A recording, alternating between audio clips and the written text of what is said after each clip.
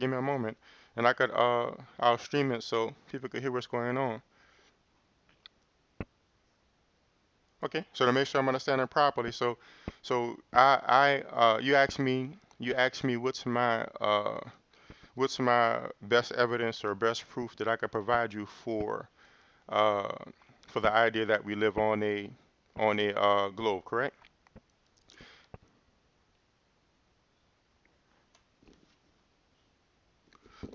Well, one moment. Let's take it a step at a time. You had asked me what's my and this by the way is pants ostrich, pants ostrich.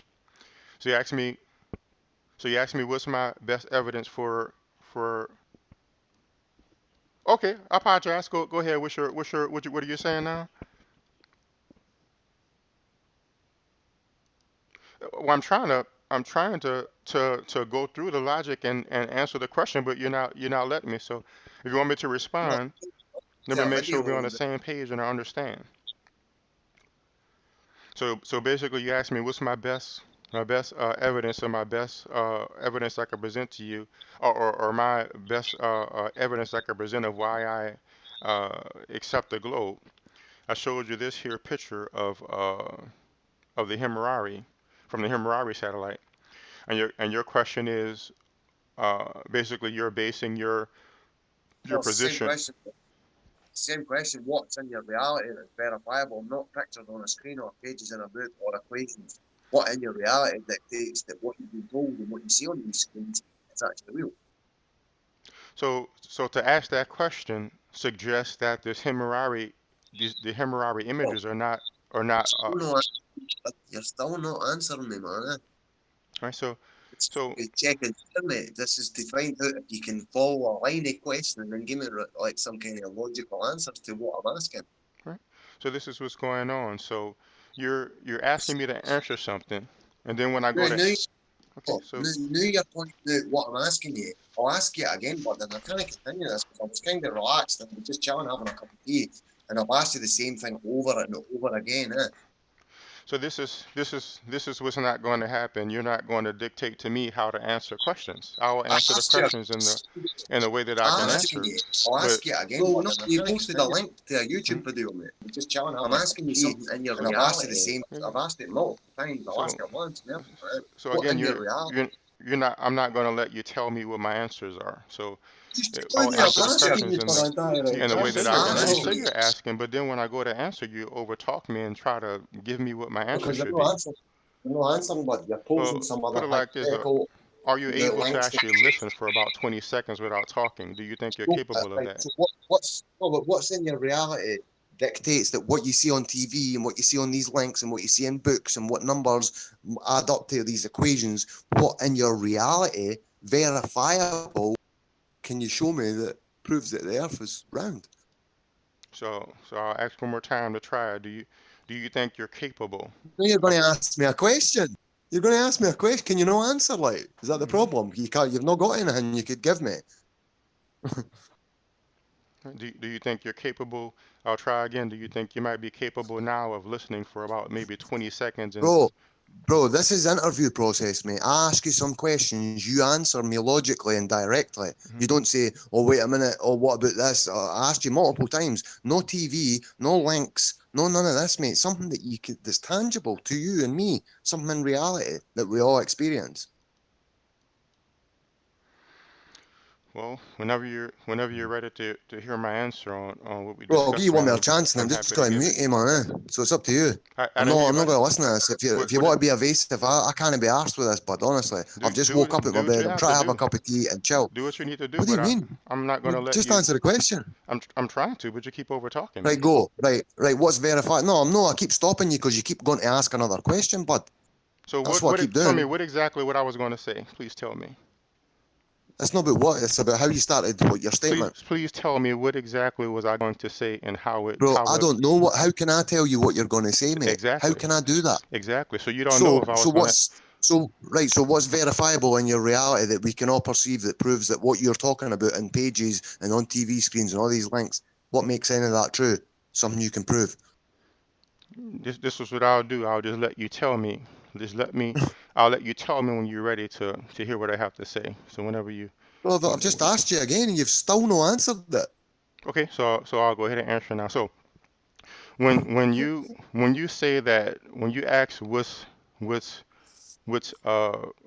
verifiable, you seem to be suggesting that the images from a hemorrhage are not verifiable.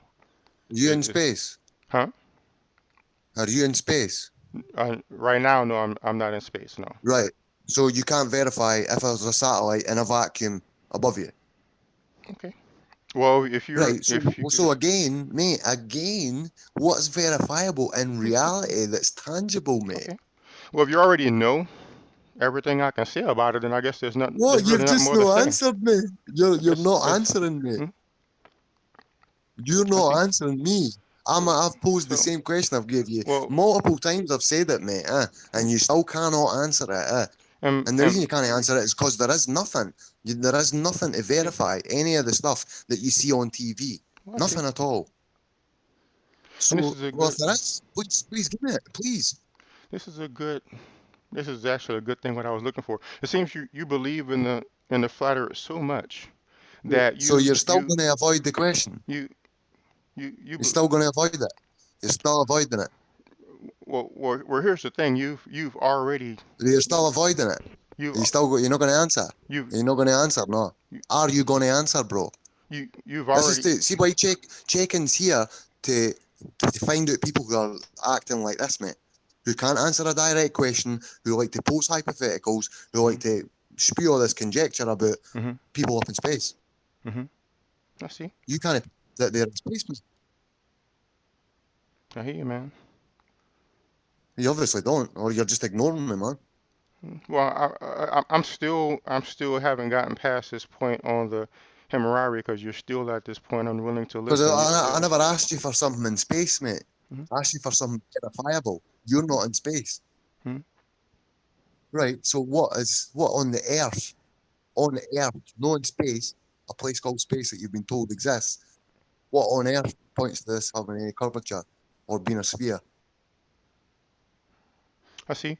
So when we take a picture from space that Man, shows what are what you the Earth looks talking about, like, man?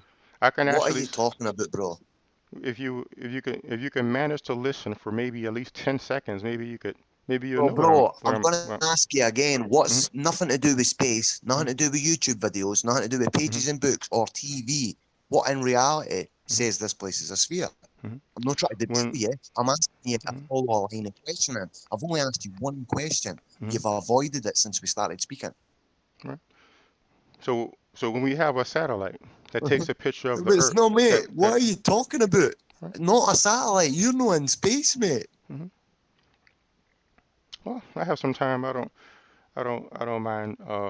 What? I don't know what her Oh, life sorry. was like, but I know that her father was very good friends with Jeffrey Epstein. And when her father died, So she went and worked with Jeffrey Epstein, and she's actually on charges with him as well. She's the other person up on the charges.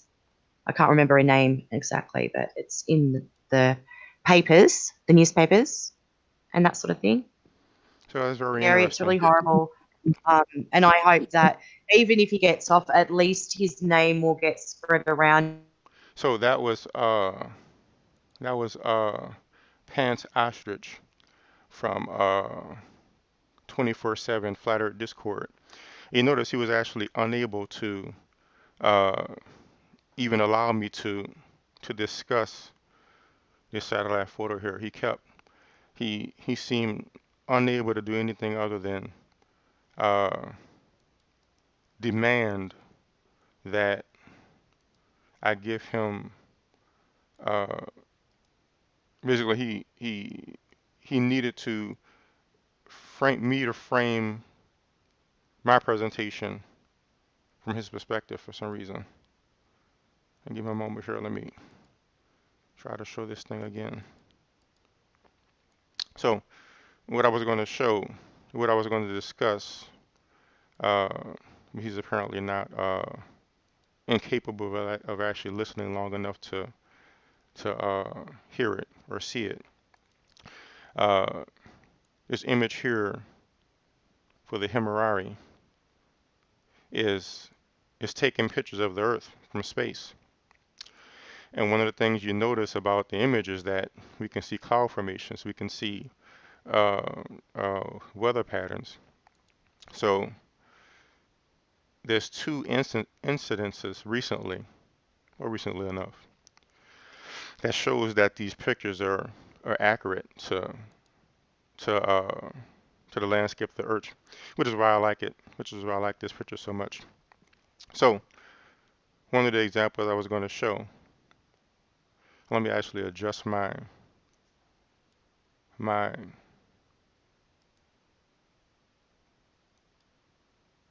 title, brief debate with. And by the way, the way that started was it was a supposed interview for this 24/7 Flat Earth Discord channel.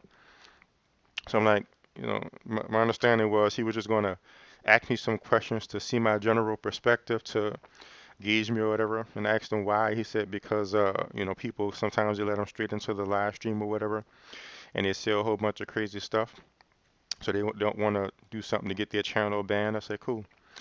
So he asked me, what can I present about what evidence I could present about the globe or something to that effect. I said, hold on, let me get you an image. And then basically what you heard there ensued with him not allowing me to speak or answer why this is evidence and uh, so on and so forth. So it seems like either he's so uh, invested in the flat earth belief that he won't allow for anything that contradicts it. He needs to whittle down the evidence he will accept into something that he can debate for hours and hours. That's why I heard him mentioning something about math and stuff. Uh, so it's quite interesting. So, but this is what I was going to show. There's a guy in Australia who made this video called uh, Himawari. Himawari dual time lapse globe Earth proof. And what he did was he actually uh, took the images from the Himawari.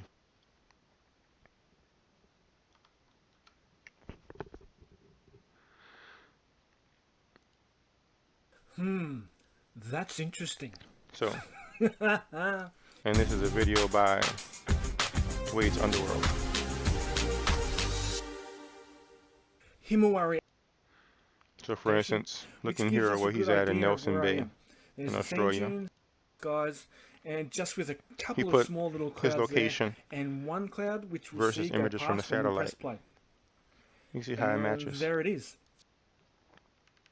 And he did this on several different days, demonstrating how the cloud cover matches was coming from the satellite, which verifies the photo. Now there was another one that I found recently. I wasn't even looking for it. Wasn't even looking for I don't even remember how I got to the page, but I'll give me a moment. I'll find this page as well. But what happened was there was a large explosion somewhere in Japan, and the satellite caught the explosion. The Himawari satellite caught the explosion. So, boom. A moment here. So, that little white light that's expanding, that's actually the satellite, the Himawari, capturing the explosion uh, from the port when this company kept some dangerous chemicals there. You can see the little white light expanding right there. So, yeah. So that's one thing I won't allow the flat earth people to do anymore. They apparently want to debate hours and hours on end on calculations they're not going to accept anyway, uh, or not understand. Uh, because of apparent ignorance or stupidity or just self-deception.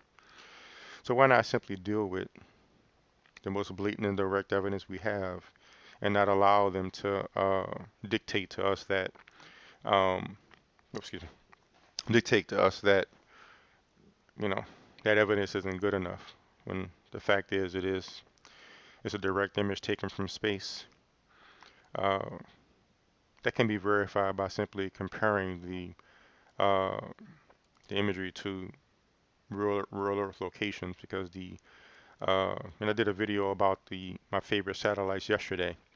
You can go ahead and find that in my videos. I'll put the link here as well, and you can see that the good thing about the Himurari is that the frequency with which it captures and makes images is fast enough to where it's more practical to make weather predictions and so on and so forth. So it's actually more practical to getting images to match it to your location. So until they can somehow explain how you can take images from the Himurari and match it to cloud formations, cloud patterns, cloud direction at your location, I'm not going to allow them just to just dismiss it and throw it away. To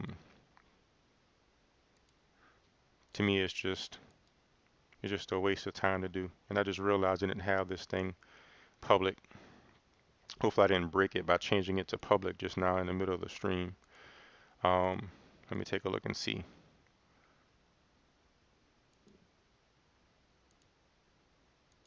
Where is my live control? Okay, so it looks like it's still streaming. So I apologize. I wish I would have made that thing. I didn't have it properly public because I was thinking about debating this guy who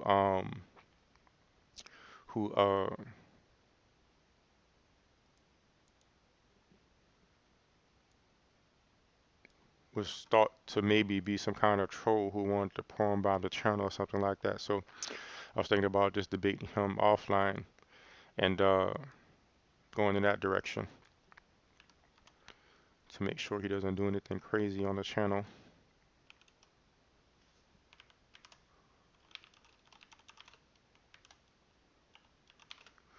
But cool. So that's my thing. So I suggest that we all do that. At least I'll do that. So I'm at this weird impasse where at times I get bored or it just seems interesting to debate a flat earth believer.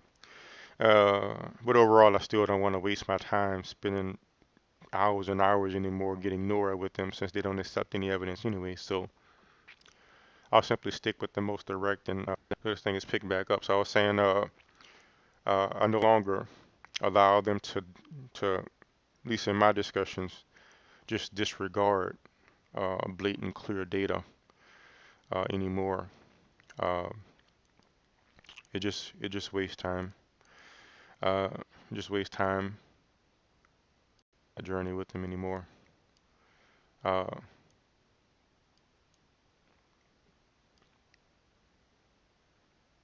I'll go ahead and end momentarily.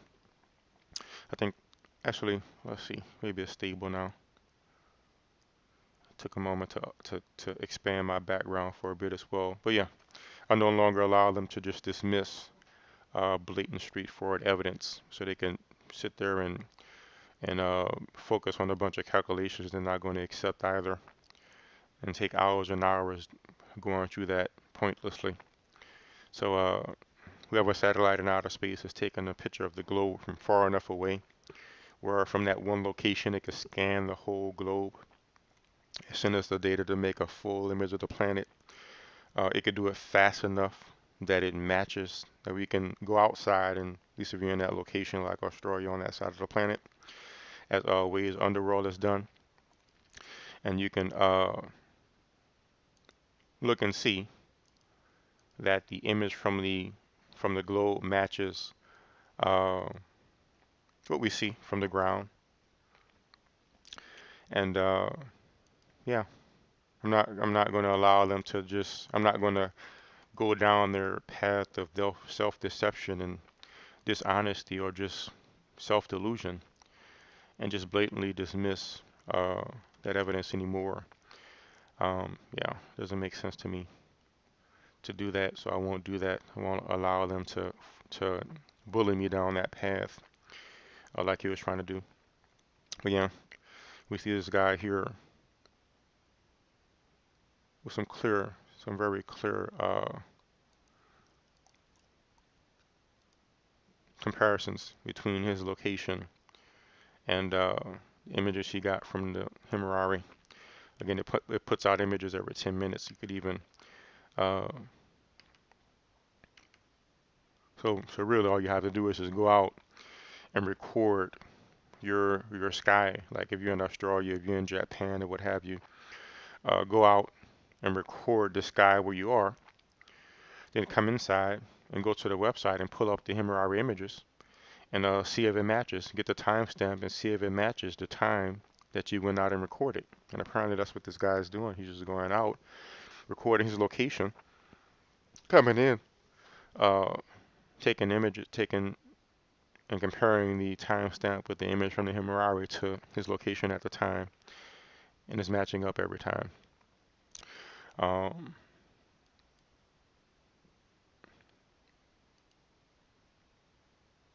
and again,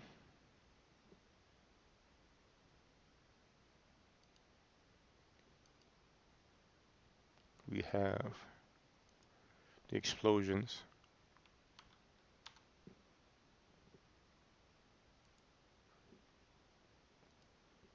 the Tiananmen explosions. I'm probably pronouncing it incorrectly. And hopefully this thing is live for y'all now. It's kind of not live for a while. And boom.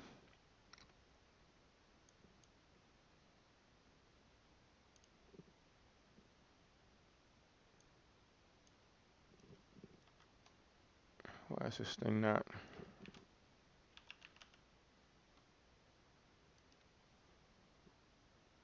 The explosions being so huge that it was actually seen from the Himurari, so another real world event on Earth, seen from the Himurari satellite.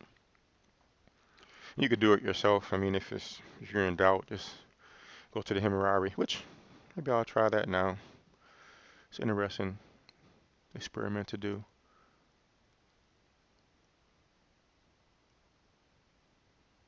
12th of August.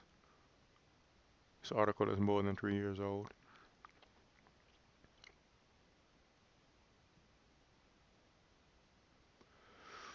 So this is in 2015, Thursday, August 13th, 2015.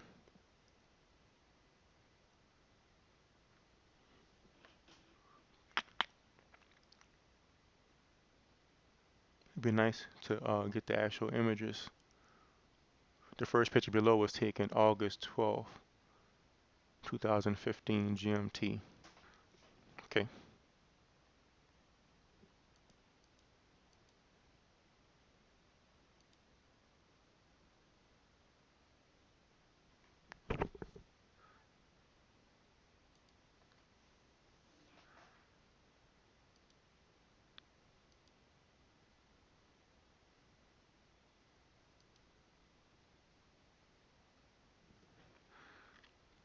Yeah, I don't know if I could actually, I don't know if they save images that far, but I suppose there's somewhere you can find them. This folder here goes to 2017, which I understand not saving a whole lot of images because they take up a lot of space probably. But cool, that's all I have for now. I was trying to join this Flat Earth channel to hear the psychology of the Flat Earth believers and learn more about it and make sure we protect ourselves from the delusion and from the self-deception. So cool. And I'll be back later at 11:30 a.m. I'll be moderating a debate. 11:30 a.m. Central Time. I'll be moderating a debate between SE Montreal and Shawn Hawkins, and perhaps before that, someone else from the Discord server named Jen L will be back, And I don't think that'll be a debate, but more of a discussion. Seems like she's a sincere person who's just in doubt. So I'll play this back and see how much of it took and accepted. And y'all be cool. I'll see y'all later. If not before, at least 11:30 a.m. Central Time today.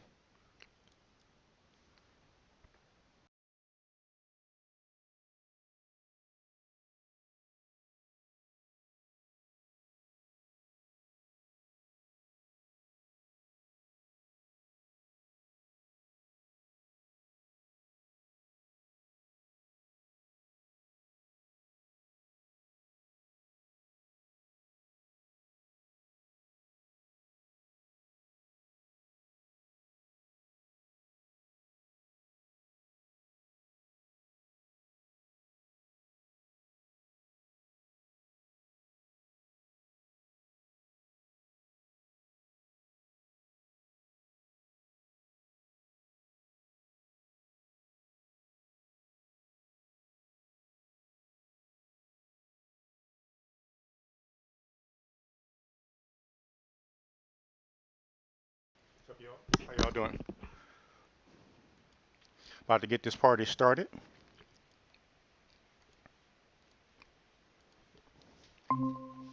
Hey, what's going on, Terry? Mr. Shawn Hawkins, how you doing, sir? Pretty good. How are you? Doing good. Mr. Station Ever Air Montreal, how you doing, sir? Very well, sir. How are you? Doing good. Let me fix my speakers. I have it going through the. Hold up here. Boom. That should be good. Afternoon, Sean. Afternoon. So, if y'all been keeping up, this is the third debate between these two. So this is Shawn Hawkins and SC Montreal 3. This is realizing the shape number 41. And the last time they discussed spacesuits and the pressurization testing, and the idea came up, SC Montreal brought up the fact that there's a real Red Bull skydive drop. And SC Montreal said that that the where he fell is impossible on the globe, basically. If it was a globe, he should have been way in the ocean somewhere. And that he did the calculations to show that to be the case. So, what we're going to do today is hear those calculations from SC Montreal and see if they could withstand the intellect of the mighty Shawn Hawkins. So we'll see if they could stand up and if his calculations are accurate. That's what we'll do. That's right. So which is mightier, SC Montreal's mathematical prowess and his understanding of the sphere of the free fall of the Coriolis effect, where he should end up, whatever he's going to throw at us, and can Shawn Hawkins poke holes in it? Can he debate it? Can he give a more accurate calculation? So this is Darrell Lee Barrett Jr., the moderator. And I'm thinking we could just get right into it so we don't be here for like 6 hours or something. I figure we could be here 1 to 2 hours. We just talked about this one point. I'm fine staying longer as well, but everybody have other things to do as well. So so SC Montreal, you had a clear week to make sure you had your formula, make sure you had everything together. Are you ready to present your position, sir? Yes, sir, I am. Awesome. I'd like to say, me against math. I hope nobody's got any money riding on me. Well, do your thing, sir, and just take the floor, present your point, and we'll listen, and let us know when you're finished, and Shawn Hawkins will see what he can say about it. If you have any images to present, I know you might be on your cell phone. Just put the link. What I'll do, give me a moment here. So both you and Shawn Hawkins can post whatever links you need to post. Just post it right into the live stream chat. And you know, oh, I forgot, you still can't do that. Well, just post it into the Hangout, the Meet chat, and I'll add it. But whatever we got to do, we'll work it out. But go ahead and take the floor, sir. Okay, thank you, Darrell. You're welcome. First of all, First of all, I'd like to make a big shout out to Mr. Felix Baumgartner. This guy is unbelievable. He has cojones made of titanium. So if you allow me, Daryl, I just want to read out some of his records that he achieved. Okay, sounds good. Okay. So this is from the World Governing Body for Aeronautic, officially Fédération Internationale, FAI. And would you please post that link into the So Hangout? he achieved I'll share it I into the don't group really chat. have the email address. Oh, no problem. Just go ahead and read. Do your thing. It's the World Governing Body for Aeronautic Records. I'm sure it's easy to find out. Okay. Sorry that I can't post that. No I problem. apologize for that. I'll try to search for it while you're reading. Brief kudos to Mr. Baumgartner. A big shout out to him, and just want to read out what he achieved briefly. Awesome. His maximum vertical speed was 1,357.6 kilometers. This is an official record, by the way. Okay. Or to our U.S. brothers, 843.6 miles per hour, Mach 1.25. His other official record was exit jump altitude, 38,969.4 meters, equivalent to 852,000.4 feet. Awesome. Above mean sea level. Yeah, it's something else. Yeah, it's presenting right now, so everybody can see it. Oh, nice, nice. Vertical distance of free fall without drogue, 36,402.6 meters, equivalent to 119.1 feet. And this is some of his unofficial category. First person to break the speed of sound at free fall without the protection of or propulsion of a vehicle. Highest untethered altitude outside a vehicle. Largest balloon ever flown with a human aboard. 29.47 million cubic feet. Also, highest manned balloon ascent, 39,068.5 meters or 177.5 thousand feet. And last but not least, fastest overland speed of manned balloon, 135.7 miles per hour or 117.9 knots. Big shout out to Mr. Baumgartner. Awesome. Some good stuff. Yeah, yeah. Okay, so I could now tell you the calculations I made. Hopefully I did justice to them. Because like Shawn, math isn't really my strong suit. Okay.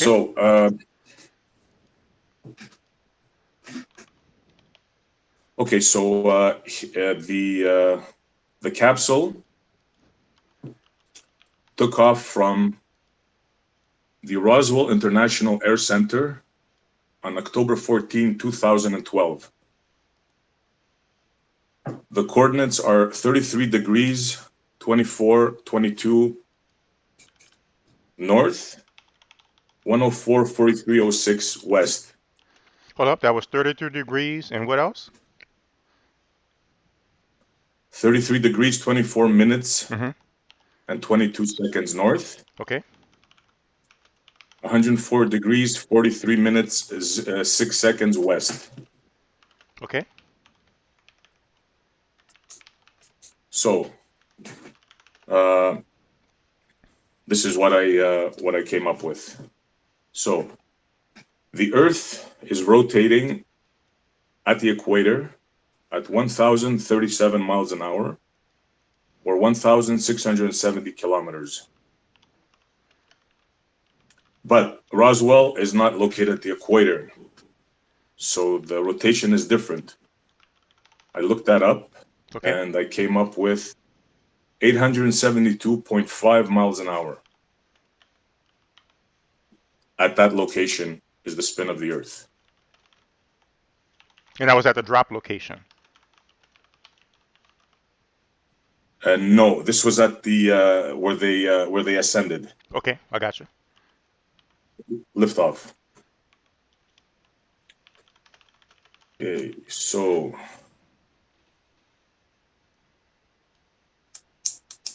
they were in the air. The capsule was in the air approximately 3 hours. Him and the capsule.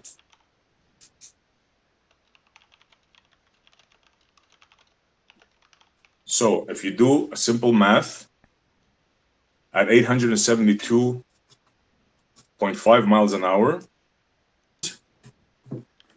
he should have landed 2,617.5 miles away. That's not including his horizontal speed, wind, anything. I'm just going by the rotation of the Earth.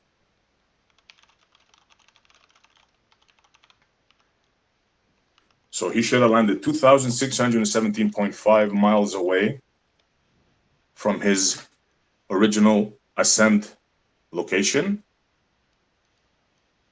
And he didn't land anywhere as far as that. So that's basically it. Okay. So I'm gonna read what I have, and it's on the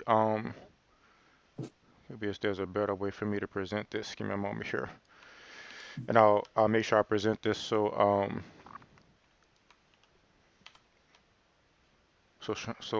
Sean can see it as well. One moment here. Let me add another window presentation on this thing. Actually, hold up. Let me just print it in the Hangout. I forgot. So I'm going to present this window, and you can look at this and make sure that I have it right according to your records there. Right. So this is the WordPad document. So this is actually better than what I had there. I just had the text there. Okay. So we have the location where he lifted off at was in Roswell, and that was 33 degrees, 24 minutes, and 22 seconds north, and 104 degrees, 43 minutes, and 6 seconds west. Is that correct? That's correct.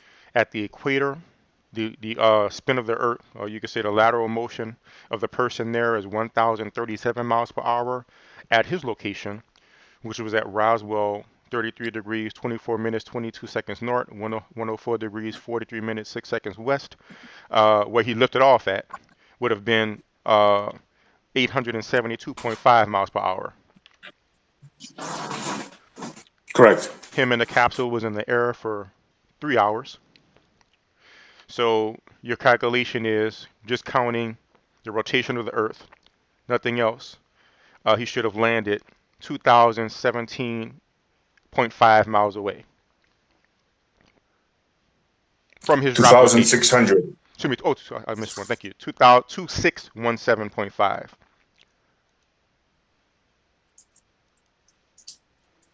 Is that correct? Correct. Awesome. So you're able to see that in the Hangout. That's all the data he presented there, Sean. Yeah, I can see it. Awesome. So he said he's done. So what do you have to say about that? I was in my truck the other day, and I was driving, and it's a little dusty, and I noticed that the sun was sort of illuminating specks of dust in the air inside the truck. And no matter what I do, turn left, turn right, that dust would stay in the same place. I didn't detect any movement in the dust, which kind of tells me that the air in the truck is moving along with the truck. And that's how our atmosphere works. It moves with our Earth because that's how it works. Gravity keeps it to our Earth, keeps it moving with our Earth. It's conservation of angular momentum. So it doesn't matter how long it would have taken him to ascend. Then don't care how long it would have taken him to descend. He would have moved with the Earth I mean, that basically my rebuttal is science. The laws of physics that we know. So that's all I've got. Okay. So to make sure I'm understanding it properly, you're saying that the conservation of momentum will keep him with the Earth, basically over his same location. And Yeah. your evidence is you were driving in your car, in your truck. There's dust floating around in your truck, which is not tethered to anything. It's just floating in the air. And even though you're driving, you're turning left or right, you're speeding up, slowing down, you can see the dust stay in the same general location. Yep. Which shows that since it's basically with the car, with the truck, it's being dragged along and it's not being left behind. It's smashing into the windshield. And that's the same thing that happens with the balloon. It's basically spinning along with everyone and not moving past everyone. Yeah. And I mean, you can have drift. I mean, we have currents, air currents. We've got the jet, I'm lost for terms. Jet currents, or is that the right word? I'm not sure the proper term myself, but I know what you're talking about. Yeah. I mean, we got that moves separately. Jet stream. You're talking about the jet stream. Jet stream. Yeah. That was close. But I mean, there's movement within the body of the atmosphere, but the atmosphere in general stays with the Earth and rotates with it. Okay. He presented his counter argument. SC Montreal, what do you have to say to that?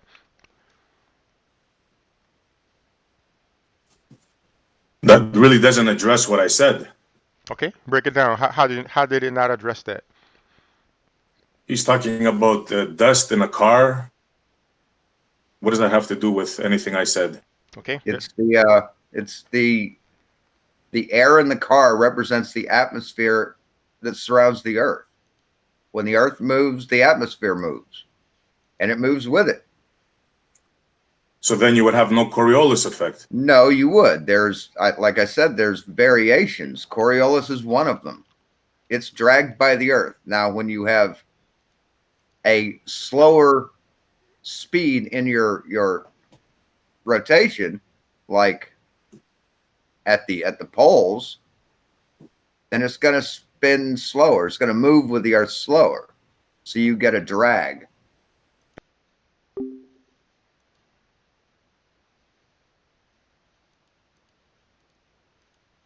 Yeah, the Coriolis is absolutely indicative of a round rotating Earth. And I missed a part of that, by the way. I'm still misclicking sometimes. You said that basically the Coriolis effect, when something moves northward or southward, the Earth moves slower. Like, would you explain that one more time? Well, your rotational speed becomes less and less, or your velocity becomes less and less angularly. I'm running rings around you logically. So it's going to have less drag on the Earth, on the atmosphere. It moves.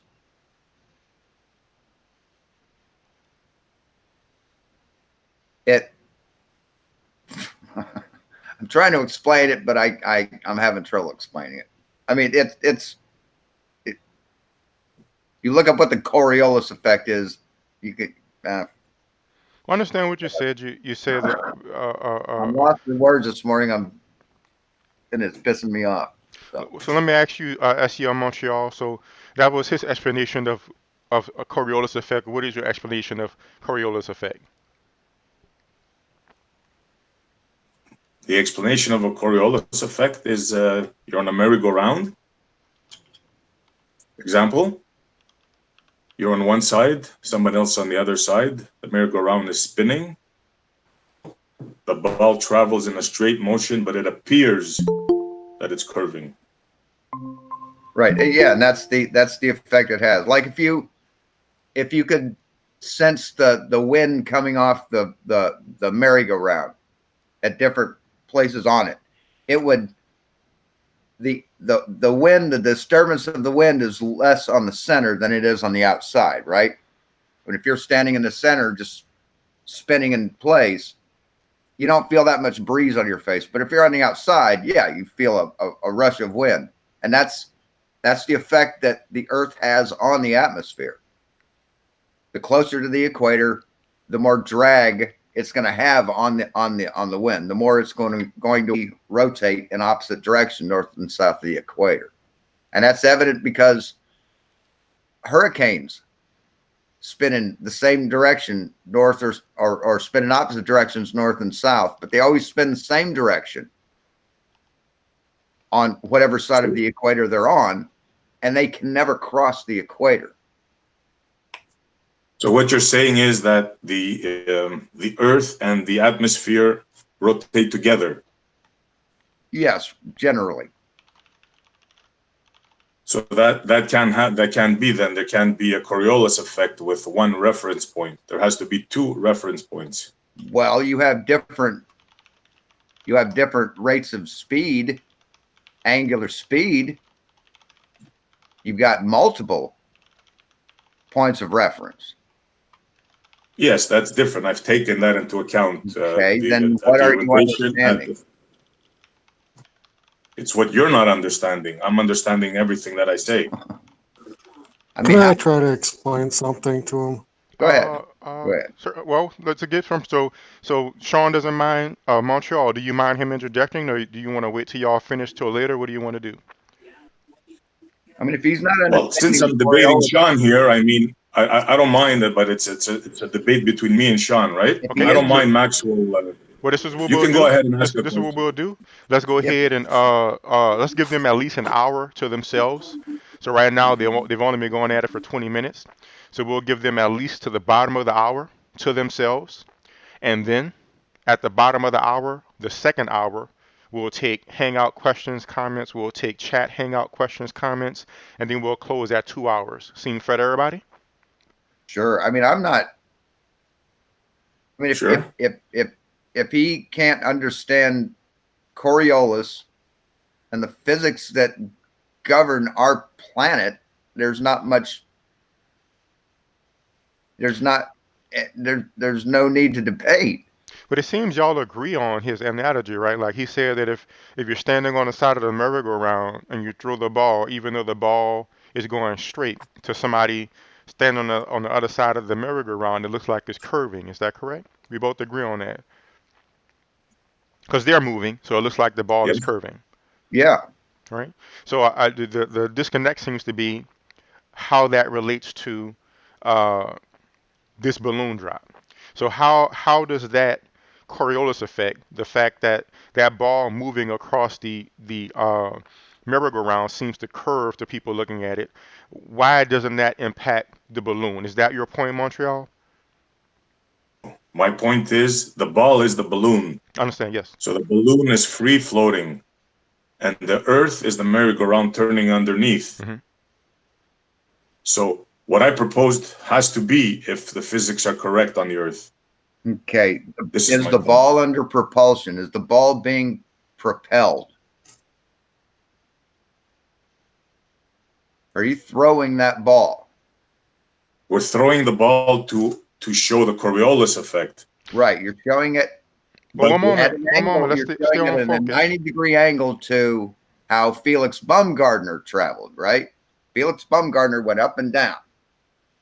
You're throwing a ball crossways.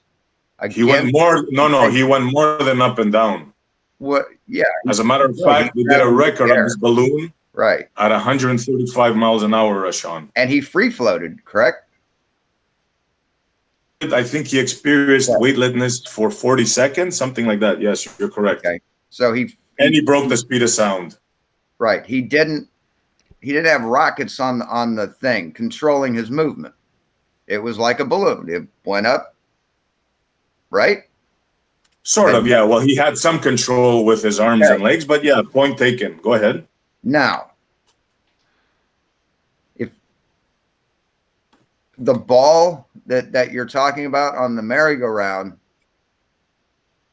it has propulsion. I'm propelling it. So Okay. I am separating it from the movement of the earth. When something is free to float, it moves with the earth. No, You're not breaking that inertial bond, that bond that you have with the earth. A gun, a bullet, you're breaking the bond. You're giving it a. We've been through this before, Shawn, with an earlier thing with Daryl. You showed me the guy, and we established the fact that as soon as the bullet leaves the gun, it's in a different reference frame. Right. Correct, Daryl? Right. We've been through this As before. soon as that ball leaves my hand, and it's in a different reference frame. So let me just try to keep this on topic. So we're talking about a balloon, right? A balloon that went up and down, aside from the wind. We agree upon that, right? The balloon went up. It wasn't propelled to go side to side. It went up and he jumped down. Do we both agree on that? Right. Yep. Yes, it was moving of its free volition, except let's for the just take wind. one point at a time. So we agree that it was not propelled to go north to south. It was not propelled to go east to west.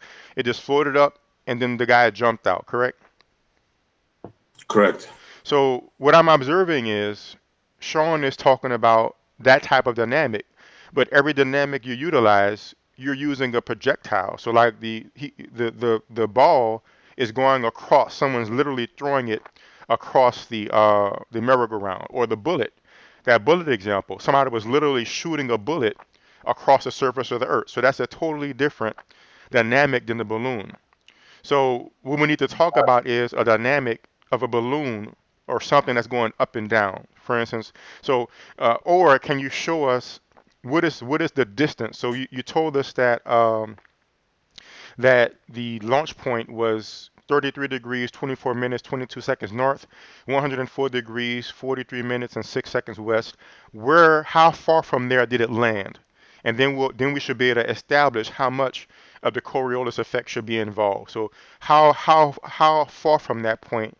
So in other words, if you're throwing a ball across a merry-go-round, or if you're shooting a bullet across a plane, it's going, hundreds of feet. It's going many times its size. So how far from that launch point did he come down? And then we could establish what amount of Coriolis effect should be. Can we both agree on that? Mm-hmm. So that seems to be what the I'm trying to just break the log jam. It seems that's going to be the log jam. So can we show how far from that launch point did he land, and then we can see how far laterally he actually moved from his initial position. I'm trying to find it on a map, or I'm trying to find. And while we finding that, I'll continue to scroll through the chats here.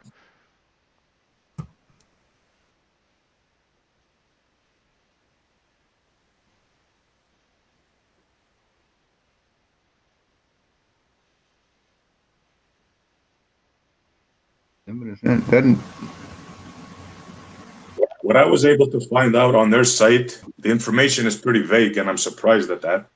Well, they've got. It says his landing position was 43.8 miles, or 70.5 kilometers from the capsule's launch site. There you go. Okay. So so I was able to find that other site. I'm sure I could find this one as well. What is the title of that site, or is it on the same site? What's the title of that webpage? I could bring it up. The official, yeah, sure. The official webpage is redbullstratos.com. I can type it in for you. Okay, I got that one up. And on the left side it says aeronautical records. It says speed of sound. Is it on that page, or is it like which tab is it on, or what have you? Mission timeline. I found it somewhere there. Let me go. I think I have it up on. Hold on a second. The landing. I found it. There's a tab that says landing. That has to be it. Let's see what it says here. No, it doesn't say it. So let me share with everybody what I'm looking at here, and so we can find this location, and that'll be the determiner of how much Coriolis effect he should have experienced, by how far off he was. So that should be presented to everybody. Boom. So I'm just trying to find the location. So I see home. So I'm on the Red Bull Stratos site. That's the one, Daryl. Yep. That's where I got all the info from. Right. So good. So good work for going to an official data point. I just checked the Wikipedia entry. Ooh, Wikipedia. But we could go there if you Well, want. But I mean, he said what it is. So if you could find a link to Wikipedia and it says the same thing, the shirt, and that'll be 2 points saying the same thing. But I would like to find it on this. I mean, it's This agreeing with what he's saying from the awesome. website. So Would you post that link for us? You can post it right in the live chat, and I'll that's copy it from Red there. Bull Stratus. I have one from Yahoo Answers. I don't know how reliable that is, but just throw it out there. It says here he landed 42 miles east of Roswell Airport. And it has coordinates here. And it says his horizontal distance, which I find really hard to believe, was 1.2 miles. Okay. So according to That's them, incredibly he hard. went 1.2 miles. But Like he landed don't quote 1.2 me miles. on this. Yeah, don't quote me on Okay. this. I'm just Well, saying what I read on. okay. Well, let's try to find it on the web page Yeah, that he presented. Um, so give me a their moment here. page. If anybody can, because there's like a whole bunch of different links. Maybe I need to slow down. I'm trying to find it too fast.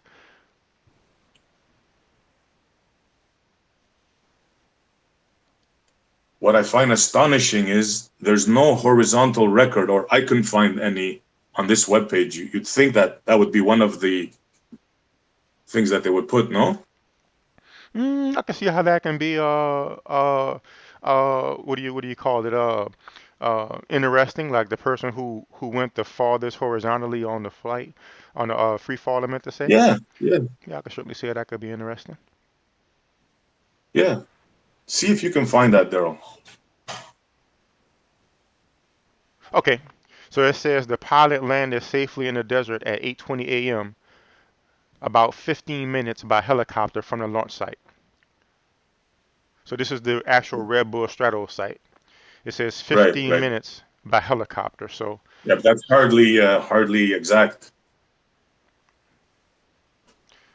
well, I mean, it could give us If we knew the speed of the helicopter, then we can figure out how far that is. But yeah. I mean, we can get an average speed of a helicopter. I'm pretty sure when they say average, helicopter, it just means like the average speed a helicopter travels. Can someone pull up the average speed a helicopter travels for us?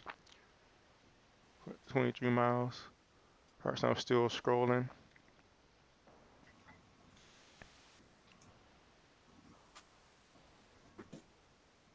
All right, so this page here. So let me find the average speed of a helicopter.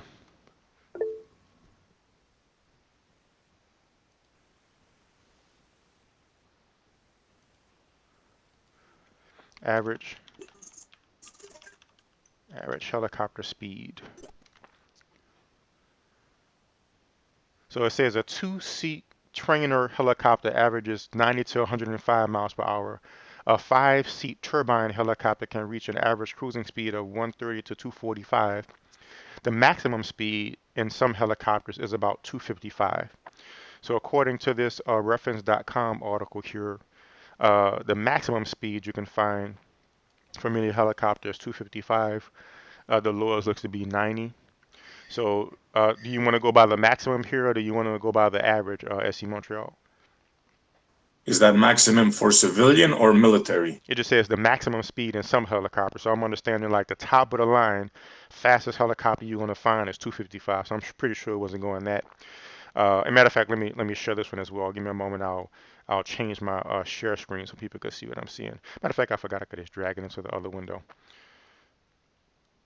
So this is from basically all I did was just search, uh, just searched online average helicopter speed, and I'm just seeing what it says. So reference.com vehicles, that's the one that says between 90 and 105 average.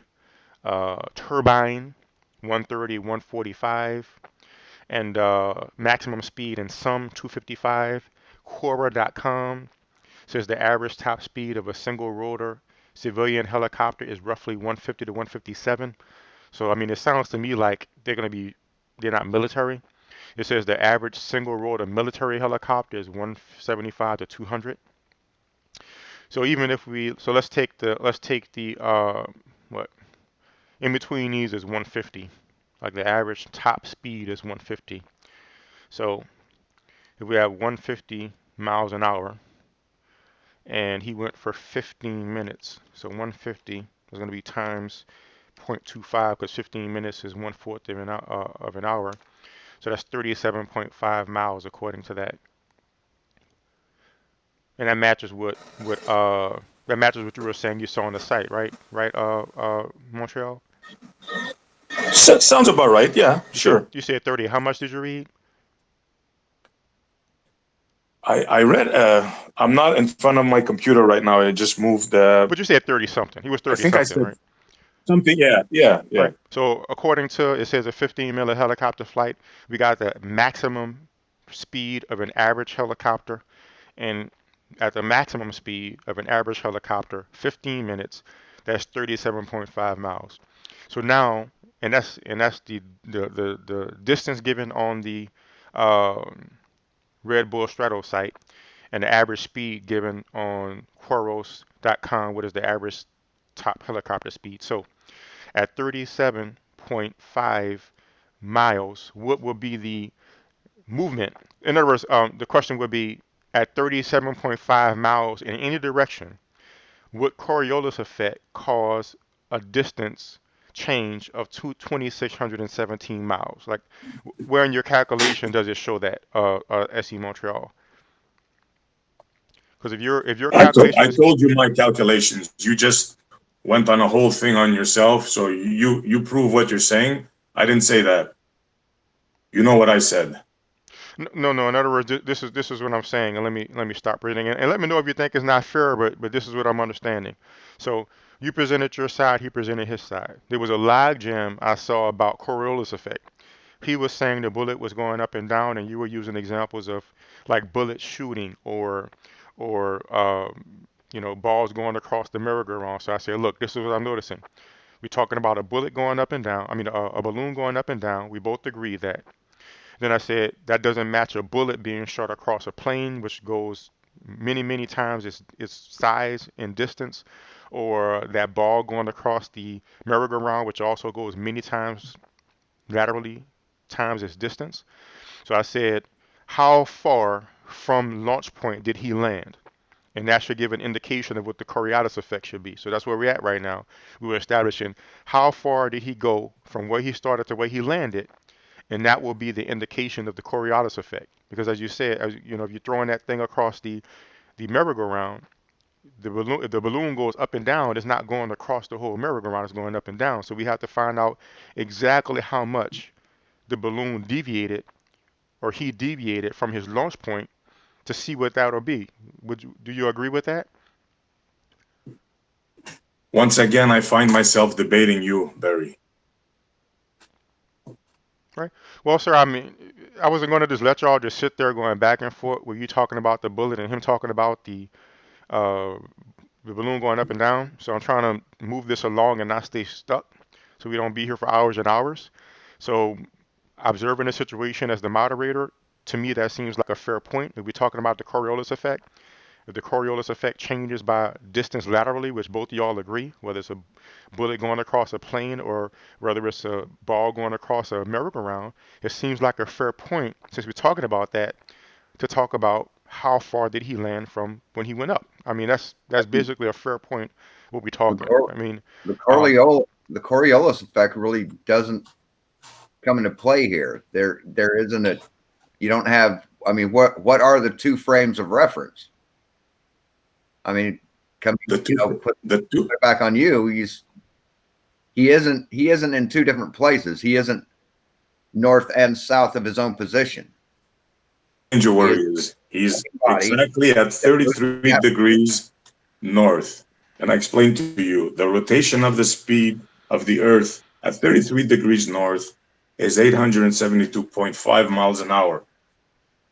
We're pretty simple to understand. Yeah. Now, once again, there's two reference frames. One is the balloon, one is the Earth. Which part of this do you gentlemen do not understand? They're both. So I can explain it to you again. The balloon is within the Earth's reference frame. It is moving with the Earth. So then that's one reference frame. So Okay. no Coriolis effect. But you have two things in that reference frame. You have the Earth, which creates the reference frame, which gives it position, and then you have the balloon that stays with it as it moves. I don't know why you're having a hard time understanding this. The Earth is like the car. That's the reference frame. The balloon is like the dust in the car that moves with the car, moves with the Earth. No, there's either one reference frame, no Coriolis, or there's two reference frame, Coriolis. Right. Period. Reference frames you'd have to have with Coriolis is a person measuring the wind, the measuring at the equator, and then one at, let's say, the North Pole. That's your two frames of reference. No, that's one ball Earth spinning. I mean, I think you're getting hung up on semantics. I really think you are. Semantics? No, sir. This is not semantics. I mean, what? The Coriolis effect affects the atmosphere at different places. It affects it differently at different places within the atmosphere, depending on how north or south you go. Correct, and that was taken into account with my calculations. How do you get multiple? How do you not just have one reference frame? Say, I'm standing on the Earth. What's my second reference frame? You don't have one. You're attached to the Earth. You're spinning with the Earth. Felix Baumgartner have more than one reference frame. No, he didn't. He wasn't on the Earth. Right? He has to. I don't understand what you're talking about reference frame. I don't understand how something has to have two reference frames. Why don't we do this, guys? He said that he took into account. Well, that therein lies the problem. Yeah, you aren't understanding angular momentum and the laws of physics. You're trying to kind of weasel it around with, oh, well, you didn't have two reference frames so Coriolis can't be real.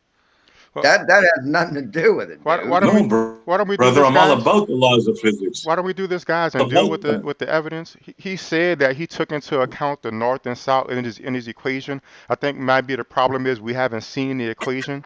So would you type out your equation in the chat for us, SC Montreal, and then we could all be on the same page. We can see your calculations. So go ahead and just put your calculation in the chat, and then we could all look at it, and you can point out.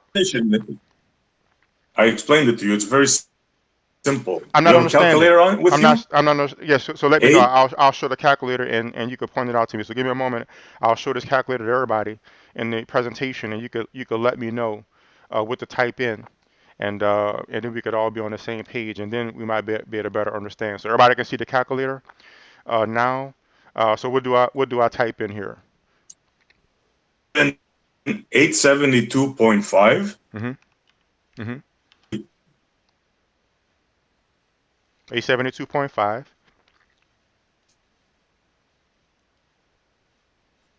So that's 3 hours times the amount of distance the Earth. Well, let him finish. Let's let him finish. He's presenting his evidence. So okay. 872.5 and what else? Times it by 3. Okay, so 872.5 times 3. Okay, so I have 2617.5. Right. That's the distance he should have traveled. Okay. Now Coriolis effect. Now traveling at that speed, at that distance, what's so hard to understand about this? I guess what's hard to understand, like I heard you say that you took into account in the equation his north or south movement, but I don't see that here. Where in I didn't say his movement. I didn't say that. Okay. I'll give the north, I could agree with it. I mean, you can agree with that? So that's it. Right, so we're in agreement then. Right. That's the amount that he would have moved if he was locked in place in space and the Earth moved underneath him. Yeah, that's pretty much the amount of distance he would have traveled. But no, the Earth moves, the atmosphere moves with the Earth. He was free floating in the atmosphere. He didn't move that amount. Yeah, but For the love of God, you're man. ignoring physics. You're ignoring everything we know about physics in order to make this happen. So your number isn't valid. I don't know what else to say, man. If you guys don't understand this, Concede, because you can't I don't beat know what to physics, say. dude. You can't beat physics. You can concede, but you will not. I understand exactly what I mean. Well, but one moment, he's one leaving moment, one out moment. a They whole still have bunch their of time. I need variables. nobody to interject. So if you're not the moderator or stationary in Montreal or Shawn Hawkins, please don't interject until the bottom of the hour. They have 17 more minutes if they want it. I So, mean, so maybe please. I'm missing a very crucial part of this, but I don't. Someone will have to point that out to me after this is over. And what were you saying, Montreal, before you were cut off? I apologize. I thought you were saying something. I don't remember nothing to say. But I mean, it's pretty self-explanatory. You know? I mean, I can't understand how anybody cannot see this. And I'm presenting your equation now so everybody can see. Just for clarification, not just for me. So you're saying you're basing your equation on if the atmosphere did not move with the Earth, right? I'm basing my equation according to the Coriolis effect, according to what you people believe the Earth is doing, a spinning ball and free floating in space. This is what I'm basing it on. That isn't moving with the atmosphere, that's moving with the Earth. Is that what you're basing it on? So the balloon is moving with the atmosphere, and the atmosphere isn't moving with the Earth. Is that what you're saying? Can you say that again, please? Once the balloon leaves the Earth's surface, that it isn't influenced by the Earth's movement. Is that what you're saying? Is in the beginning, initially, there's some inertia. No, it's free floating. Okay, so then as soon as it leaves the Earth for maybe a second or two, it has some inertia, whatever, and then it's free floating. Okay, and it's moving with the Earth's atmosphere. It's moving with the Earth's atmosphere. Because the Earth's atmosphere is moving with the Earth, the Earth's atmosphere isn't free floating. Explain to you, John, that you're not getting, according to your model of the Earth, according to your model of the Earth, should be in free space, two reference frames, and the Earth is turning underneath. That's where the Coriolis effect comes in. No. You do this many times. Coriolis effect isn't the Earth moving underneath the atmosphere.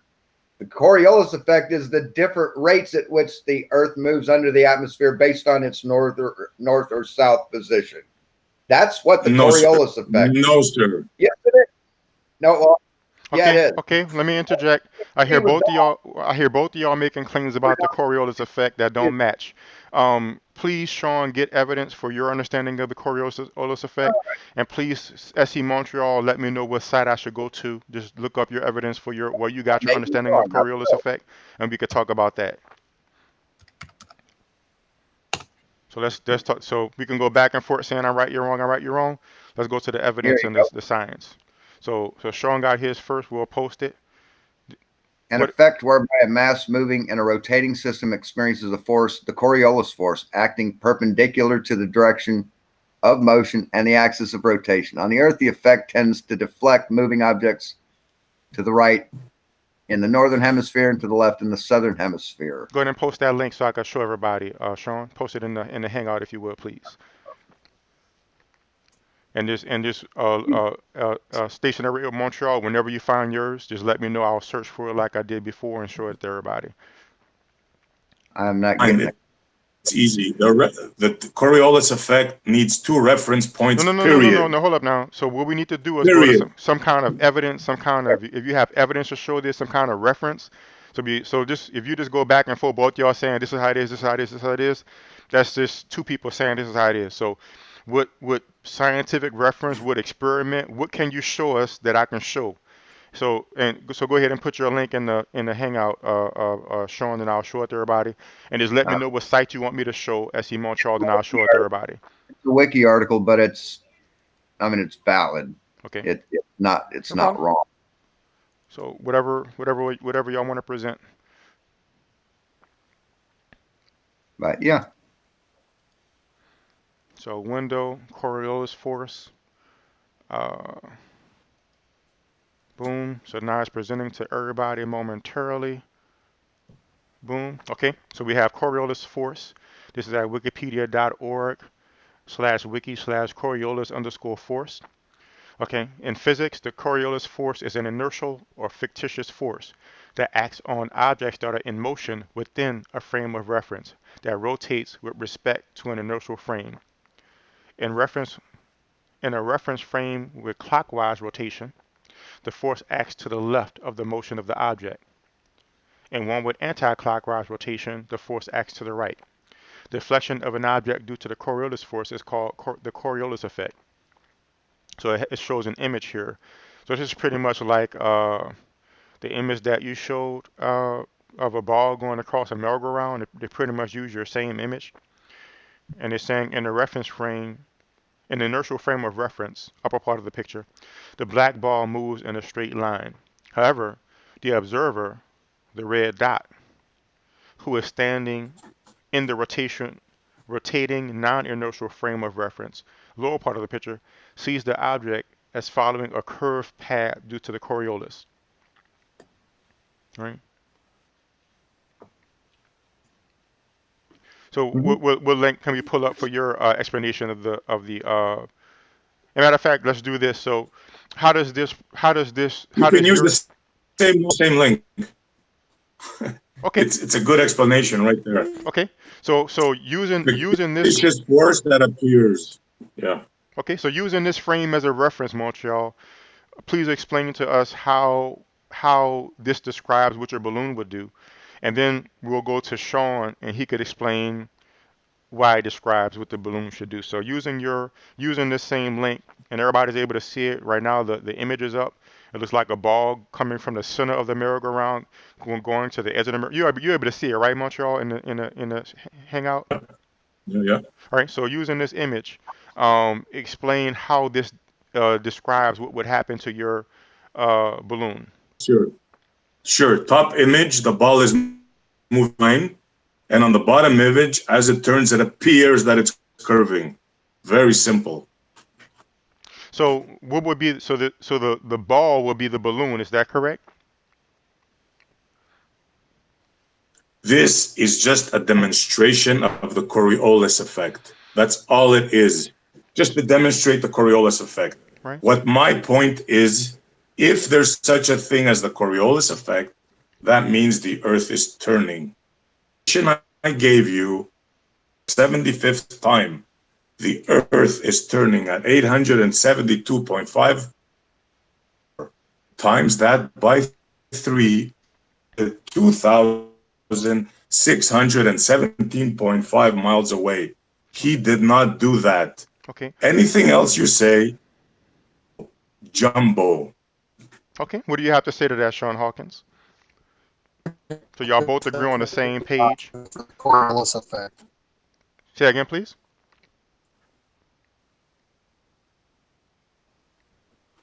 I mean, he's ignoring that we have atmosphere. He's ignoring it. You are, dude. You're conflating different. You're conflating different things. You're conflating a free floating body in space with something that's being pushed in 90 degrees to the rotation of the Earth. You're conflating two different. No, that's just explaining. I'm not. Yes, you That's are. just man. explaining the Coriolis effect. That's just explaining what the Coriolis effect is. Listen. If I'm driving in my car and I throw a ball up in the air, that's what Felix is. He's the ball. Now, if I toss the ball to the guy next to me, in the car, that guy's going to be able to catch it. Okay. Now, if I go around a corner and I throw the ball, it's going to miss the guy. But we aren't going around a corner, right? When we're on the surface of the earth, we're looking down at the earth, we're going over a hill. Essentially, you are going around the corner because you have angular momentum if you want to go down that route. The Earth is an angular momentum. Right? Let me grab a globe. Okay?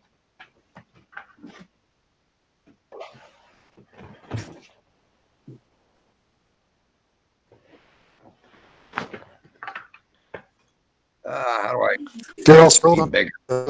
Explain. Okay. He took off We have 7 more minutes, guys.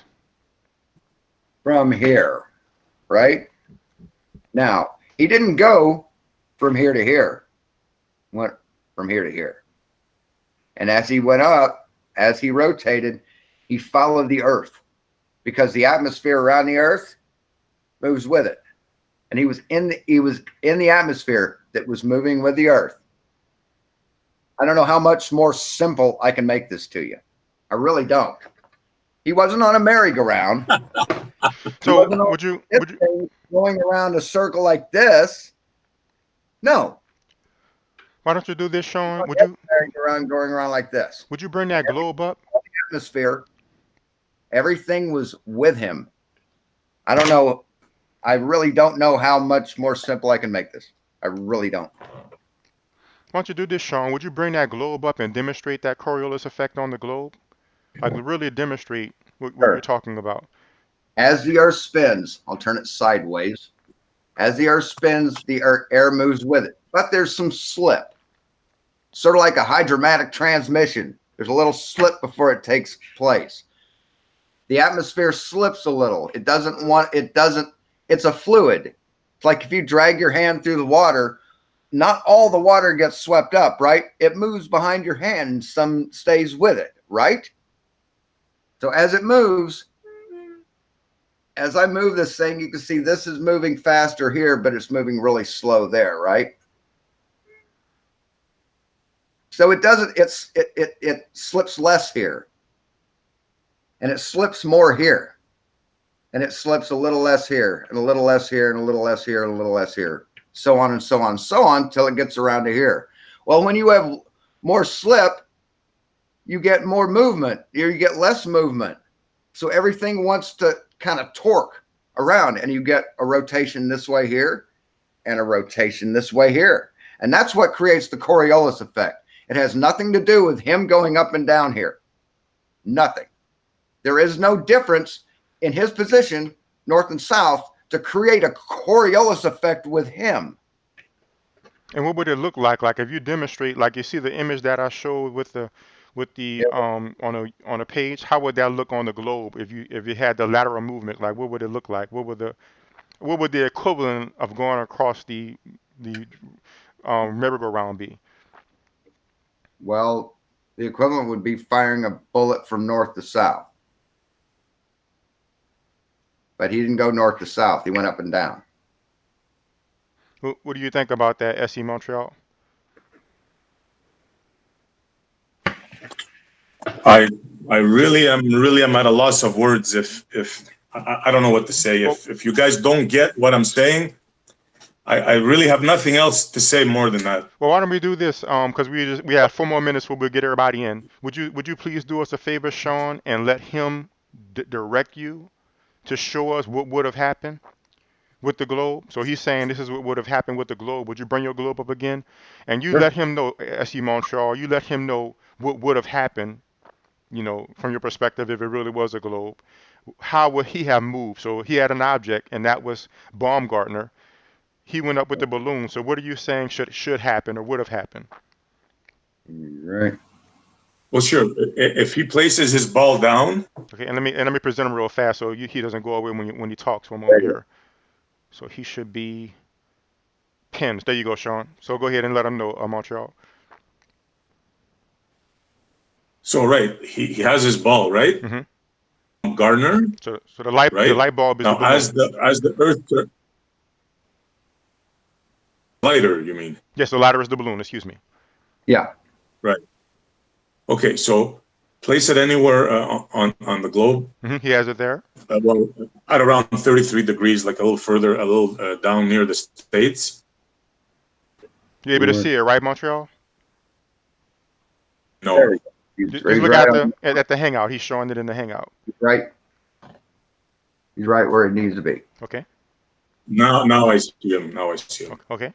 So Okay. just let him know what he needs to do, and you telling us what your calculations show. Well, what he's saying, as the Earth spins, the lighter moves along the Earth, and what I'm saying is, as the Earth spins, Okay. So the lighter stays lifts up. relatively. We're discounting winds now. Mhm. Did you hear what I said? Well, it We're doesn't. discounting winds and stuff. No. Let him show, please let him show. So bring the Demonstration. globe back up. So the lighter lifts up. So the lighter lifts up from the ground, and the Earth is still spinning. So what happens with the Earth there? Then the Earth is still spinning, and the lighter is It's still relatively. staying there. So basically, the Earth spins like that, and the lighter stays up and lands in the ocean. Is that correct? So you drop it down right there with your and that's what would happen. You're saying, and that's how it ends up in the ocean over there. Correct. Okay. Yep. No, it Okay. doesn't. So we just know everybody was able to see both of y'all illustrate y'all's point. Thank you for doing that for us, Shawn Hawkins, because he's not able to share on his cell phone. So I think both guys was able to present their points. Obviously they don't agree, but I did my best to try to get it to something definite that we can chew on. And so we have TIG Loken 16 in the hangout. We have Crashers RC Budget in the hangout. We have Maxwell Smart in the hangout. Please guys unmute. Ask questions of these two guys, challenge these two guys, whatever you want to do, and we'll do another hour with anybody who wants to join the hangout, anybody who wants to ask questions in the chat. I'll scroll the chat now, and let's go.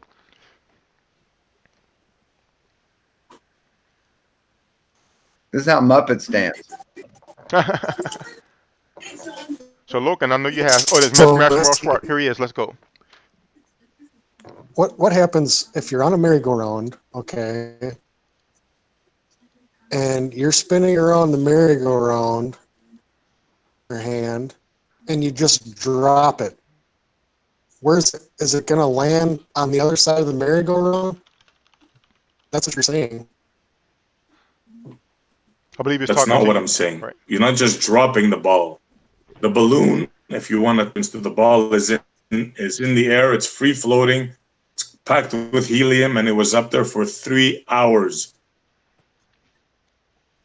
So you should What be able medium to was the test balloon this, in? right? I mean, thing is, what you're saying is correct in a vacuum, okay?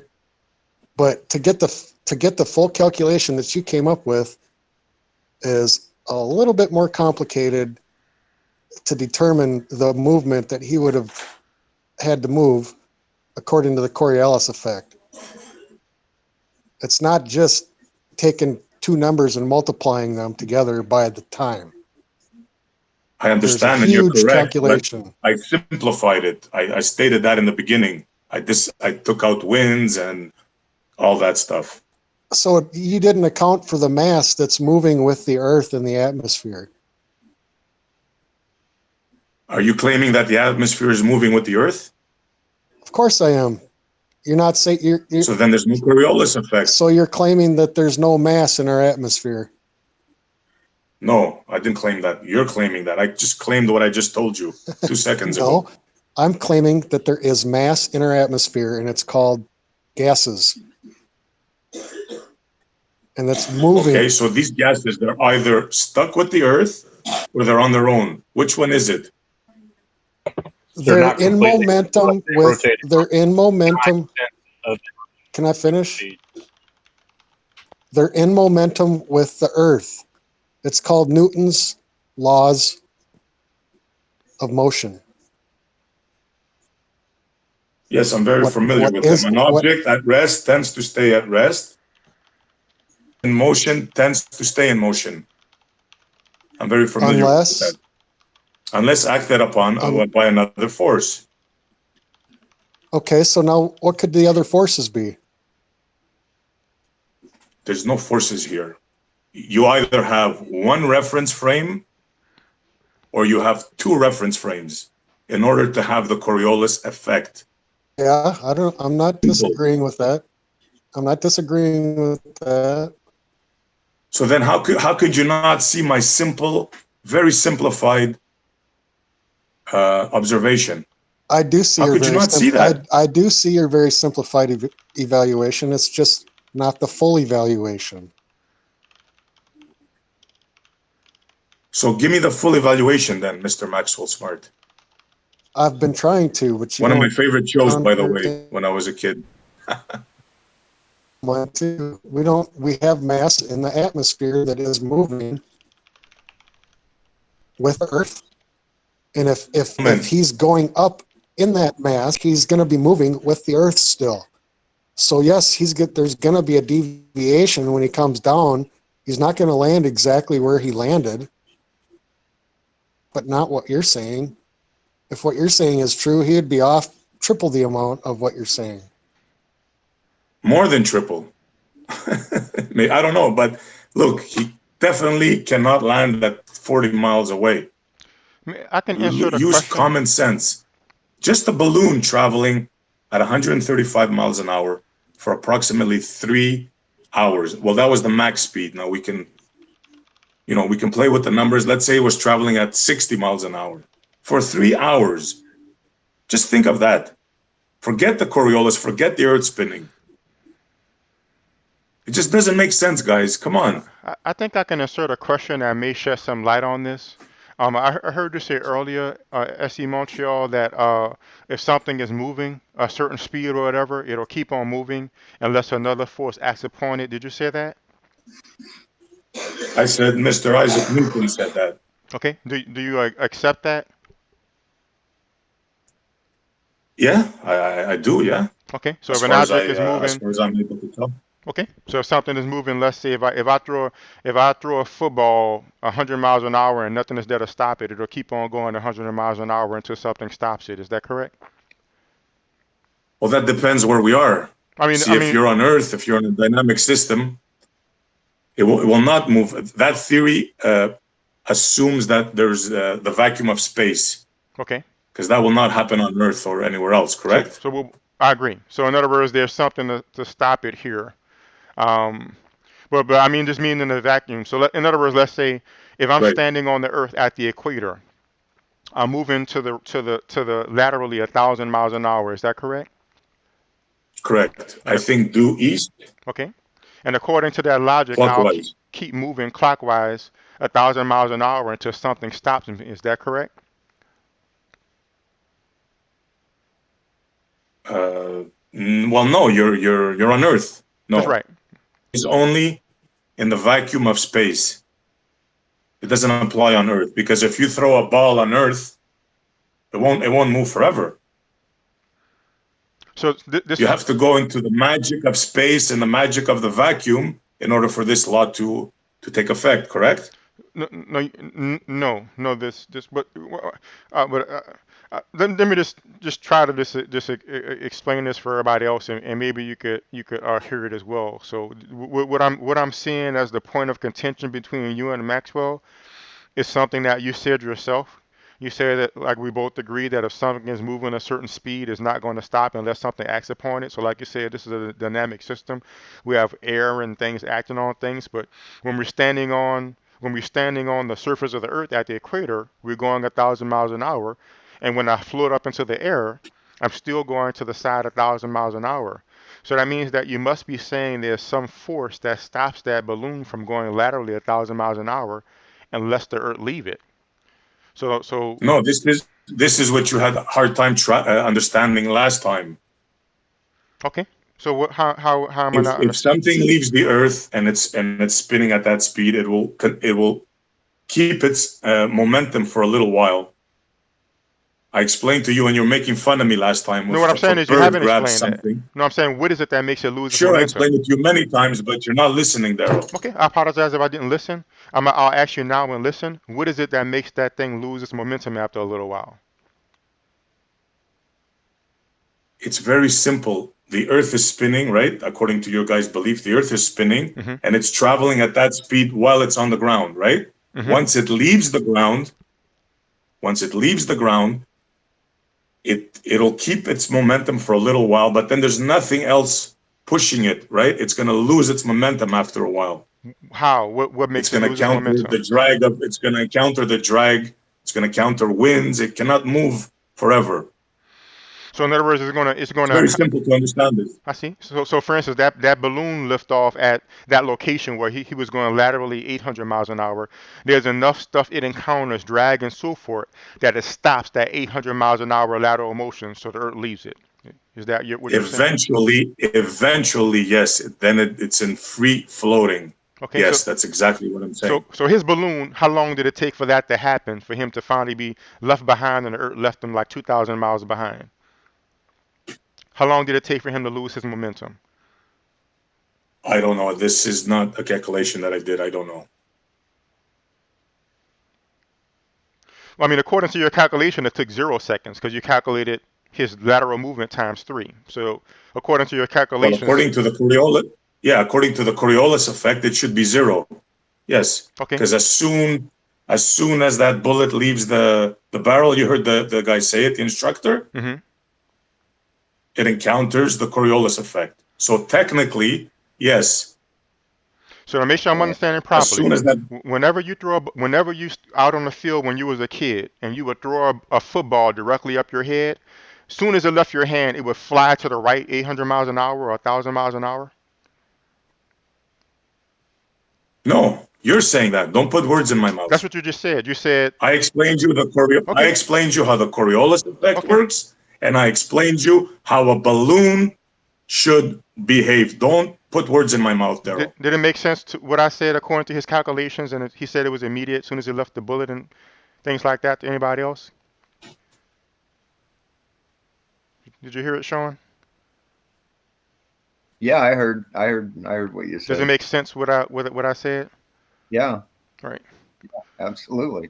Okay, well, I just wanted to make sure I got that out. I think that's what the logjam was, but I explained it as best I could, and it didn't get anywhere. So, I mean, in order for anything to work outside the heliocentric model, you have to ignore shit. I mean, you've got to completely ignore physics for anything to work. What about you, Logan? You was trying to say something earlier. I want to make sure they had their hour. What is it that you wanted to add? Nothing really. Like Shawn pretty much covered it. It's like if he doesn't like accept that, certain models, just like you said. I mean, I don't know what else to say. Do we live on a model, Logan? No, we live in a world represented by a model. Yeah, but we can model our reality, and that's... No, you cannot model reality. Reality is reality. Logan, which part of this don't you understand, the two reference frames? Because I heard you talking shit about me on other channels. You call me ignorant and this and that. Which part of what I said do you not understand?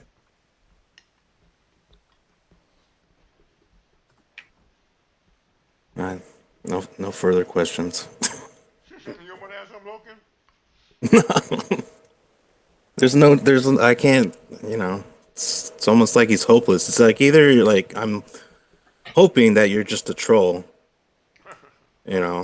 for humanity's sake, but the jingle sake. Yeah, okay. Yeah. So take that as a compliment. So I bet on that, but of course I do know flat earthers do exist. Just too bad. I'm not a flat earther, Logan. Well, you know what I mean, like just reality. Yeah, I know what you mean. You guys, you see, this is your problem. You guys have a closed mind. I can forgive you, Logan, because you've been military trained. You're trained to say yes, sir, how high. But I just ask you guys, think outside of the box. Do not read and believe and repeat everything that you hear. Think outside the box. This is a perfect example. You can't have two reference frames and claim a Coriolis effect.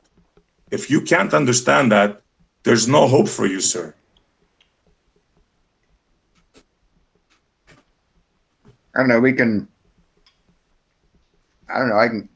claim Coriolis effect because we have atmospheric measuring instruments. We can claim that. We don't need points of reference. We have tools. We have instruments. So we don't have to take it to a philosophical level. We've actually measured this stuff, dude. I don't know what further else to tell you guys. I just don't. I know you're gonna wait until tonight's when Daryl does another meeting. I know you're gonna all talk behind my back, but it's okay. I'm used to it. No, we'll talk. My point stands. We don't care. I know, right? I don't. There's no secret error. Yeah. Anything I've said off air, I've told you straight to your face when we debate. Actually, you, Sean, you're not that bad, Sean. It's mostly Loken and Daryl. Oh, come on now. Anything you heard me say off when I was talking to other people, I said straight to your face. Because they're.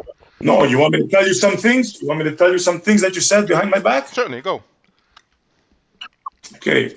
You called me ignorant. I told you You yourself called me straight stupid. to you. Let's get one by one. I've told you straight to your face. I said your understanding is very poor.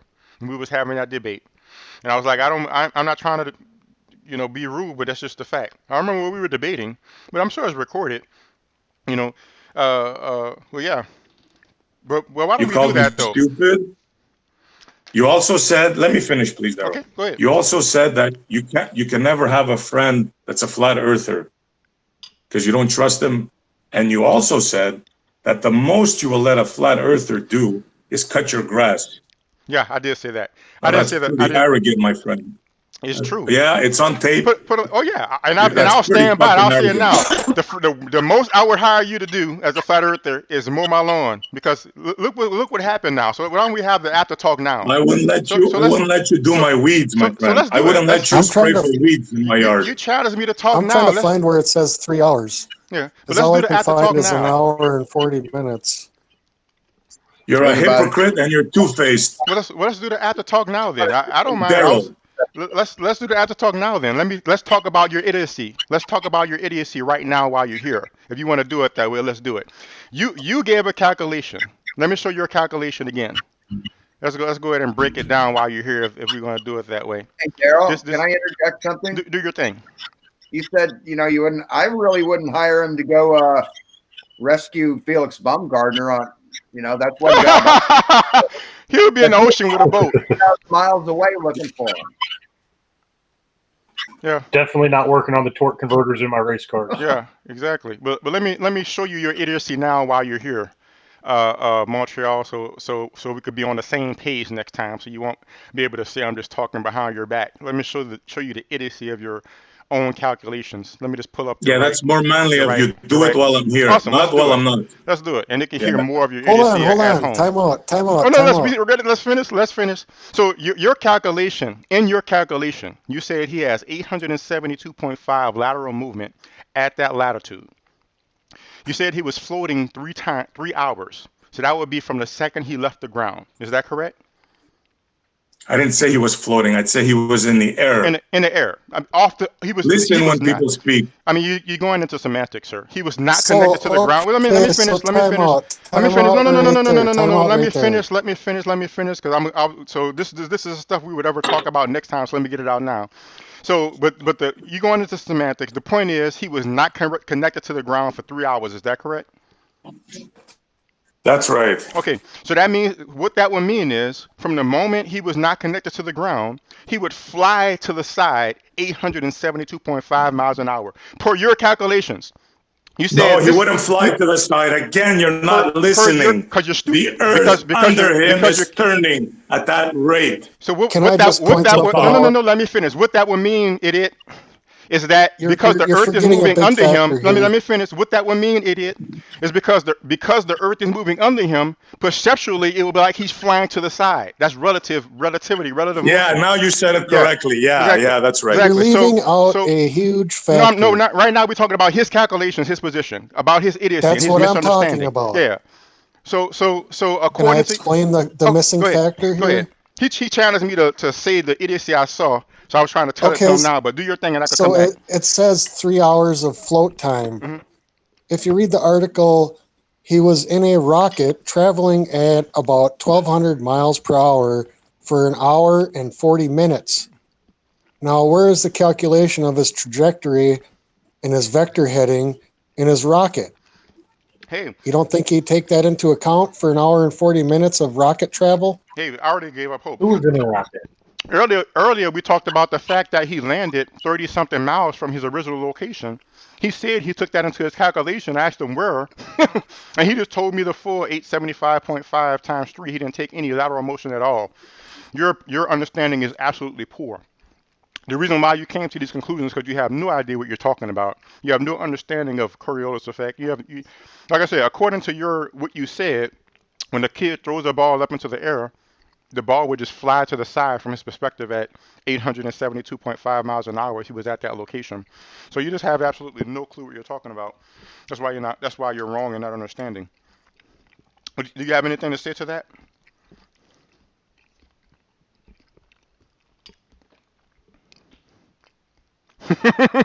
He wanted it, so let him get it. He left. Did he rage quit? Yeah, he left. But that's what he wanted, so let him get it. But yeah, Like he will never work on any of the torque converters in oh my anything gosh. I own. And again, that was his Same. calculations. I mean, on an academic level of like, on a comparative level between like freshman high school and like PhD, I'm dumb. I'm on a Oh no. I crashed it again, my bad.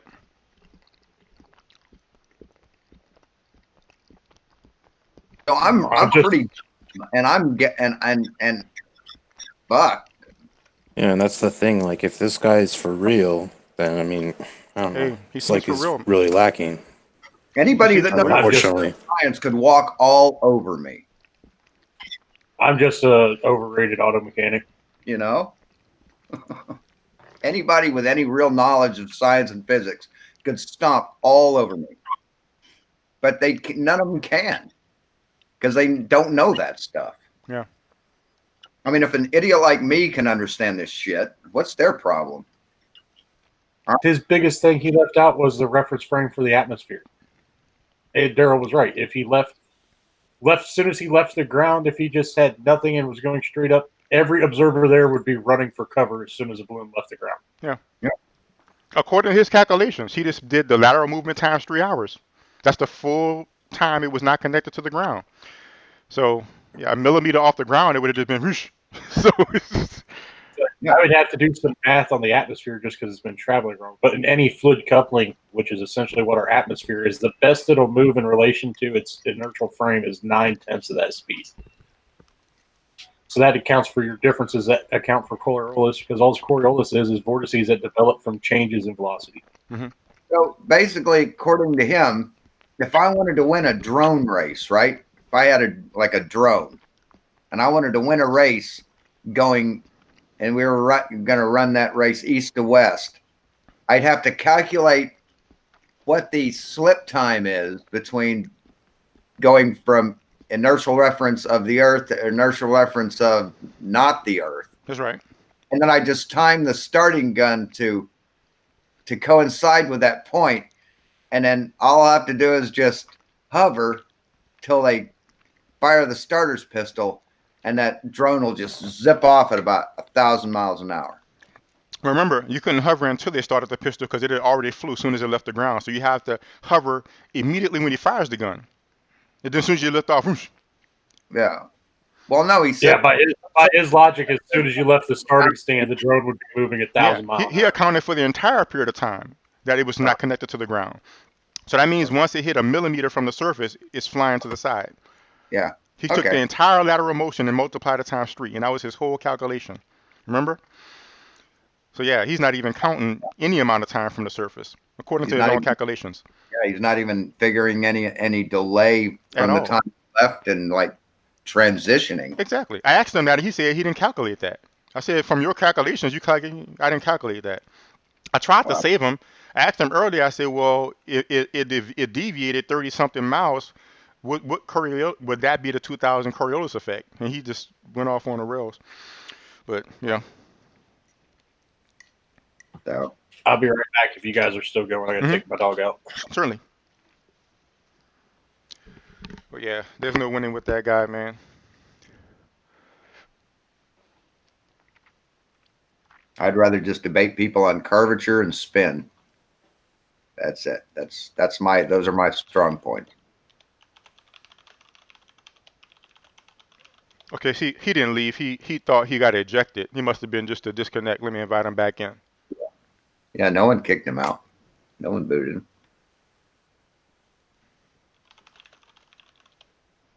Unless he rage quit and, changed his mind.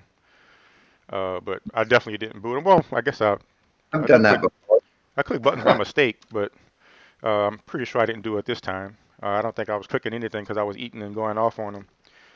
Rage quit is just an easier way is a nicer way of saying "fuck you, assholes." But I mean, I try not to get too harsh with somebody directly. But yeah, that's what he wants. I thought you left, man. I don't remember clicking you. I mean, sometimes I disconnect myself. Somebody ejected me. Nobody here has the power to eject you but me. And I didn't. If I did it, it was by mistake. But I mean, y'all probably seen a few times I eject myself by mistake. So if I did it by mistake, it wasn't on purpose. Maybe I clicked around and hit the wrong button. But I mean, again, I disconnected myself like 2 or 3 times already while y'all were talking. So it happens. I know. In like even depending on where you open Hangouts in, the hang up button could sometimes is like where the camera button and the microphone button is. It's like it isn't the same, and it's easy to hang up. So nobody hung up on you, dude. Yeah. Okay. I thought you left. Okay, just for the record, I didn't run away. Okay. Okay. So thank you for clarifying that. Right on. So did you want to hear more? I was making sure to say anything I would possibly say negative while you were here. Was that enough for you? I guess that's enough. I guess we're not going to come to terms with this. I mean, all I did was point out the I guess idiocy I of your see own one equations. thing. That's your equations. That's your calculations. So it's not even that we don't There's have no to come to. idiocy. There's no idiocy here. You're It's very contradicting simple. yourself. You said there's a small delay between the time when it has momentum and loses momentum. That's what you said. But your equation takes into account the full 3 hours. Let's say there's a little delay, right? So now it's less there say. might At first you said it was a delay. Now you're changing. You're contradicting yourself. Your equation doesn't show You a delay. see, this is your problem, Daryl. What's my problem? Instead of opening your eyes and seeing the whole picture, I'm seeing the you picture. try to nitpick. You know you're not. Nitpick. This is your modus operandi. You wait like a hawk and you try to find a little wound. You're not seeing the big picture. Of all the people that have shows, you are the most closed-minded. Here you are. Show me You're a how guy I'm that nitpicking travels then. to the moon. Okay. Let me finish. Okay, do Let me your thing. finish. You're a guy that travels to the moon. You don't believe in 9/11. You do out-of-body experiences, but yet you have a problem about discussing this issue. Okay. Something seriously wrong with you, dude. Okay, let me know why I'm just nitpicking then. Go ahead and point it out to me so I can open my mind. What can you not understand about if something is spinning at 800 something miles an hour, it should land farther away than 40 miles? Which part does your big educated brain does not understand about that? The point is you're an idiot. I explained it And to you you're several nitpicking? times, and you just didn't understand. I explained it to you several ways. You just did not understand because you're an idiot. You need to open your mind. You're a fucking idiot. Well, if You're a fucking idiot. From you, sir, that means absolutely nothing. So yeah, but show me where I'm just nitpicking, and because we're talking about calculations. So from my understanding it's like math. It's just you gave an equation. So if I tell you 2 plus 2 is 5, I told you a rough calculation in the beginning. I told you I didn't take winds into effect. I didn't take nothing into effect. A simple calculation that has a difference of 2,600 miles. And you're trying to tell me I'm wrong about this? You're trying to tell me because the balloon is lifting off the air. How come it doesn't stop? What are you talking about, man? All I did. What the hell are you talking I'm about? talking about the claims you made. You said, right? You said that after a little bit of time of losing its momentum, it would just the Earth would leave it. That's what you said. Right. And then I told you about the gun, the show that the person that Sean brought the other day, who claims that as soon as the bullet leaves the barrel, it's in free frame. Mm-hmm. Which part of that you don't understand? Mm-hmm. And then you also So said, my calculations are correct according to your own theories. My calculations are correct. As soon as the balloon leaves the ground, I hear you, it's man. on a different reference point. Which part of your thick brain doesn't understand that? Well, the part that knows that the atmosphere and the Earth are in the same reference frame. Then you can have a Coriolis effect. Hello. And Hello. You guys are fucking stupid. no, you don't understand physics. You don't understand the model, but you're trying to debunk the model. It's like me not understanding math, trying to solve for X. It doesn't work. No. Yeah. My Yeah, facts are correct. They're precise. They're on the ball. Mm-hmm. Now, if you guys aren't smart enough to understand that, maybe you need more education, Daryl. Okay. Let me point out something. When I point out the inaccuracies of what you say it's just a general calculation. And then when you're talking shit, you say it's precise calculations. Which one is it? Is it precise calculations or is it some general thing? Which one is it? You said both now. It's what I did. Anybody could understand my simple explanation. Yeah, you're gonna nitpick again. So it's nitpicking. What you say is so Whether whenever we point out something listen to wrong, me. whenever we point out a contradiction, Whether it's precise or not, it can have a difference of 2,400 miles. Whether I'm off by a degree or not doesn't matter. So this is what I'm trying to tell you. Open your eyes. Open your eyes, man. I think I've demonstrated my point well enough. I mean, we've been demonstrated it well enough. You dumb, no talk. Make your balls hurt. That was pretty good, Sean. Jeez,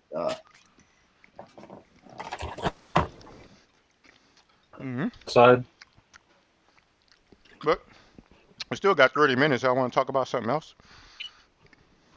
I don't mind staying longer, but generally about 2 hours. I was thinking maybe 2.5. I don't plan on spending all day with these flat earthers anymore, Sean. So we just spin around in circles and not get anywhere anymore. You know what I mean? Yeah. I'm moving on to the jet fuel hoaxers. I've been Say it again. working on some videos. I'm moving on to the jet fuel hoax guys that think jets run on compressed air. Oh my gosh. So you mean there's flat earth believers that say jets run on compressed air? Oh yeah. Where did they get this, man? They're the same kind of people that think that water is not made up of hydrogen and oxygen. Okay. Yeah, or it's sentient or something. Yeah. I remember seeing the debate with who was it? I think it was Fight the Flat Earth and Spurs. And he couldn't understand that there's more stuff in air than oxygen. And he kept on saying because the oxygen was burnt out the cylinder, there was a vacuum. I was hoping he was trolling, man. I was with Loken. I was praying he was just trolling.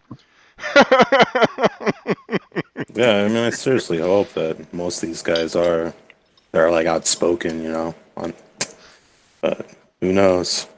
I've seen them in real life, so it's like, oh no. That was my original consternation about the flat earth. I thought, man, humanity must be regressing, but there's really only a few people.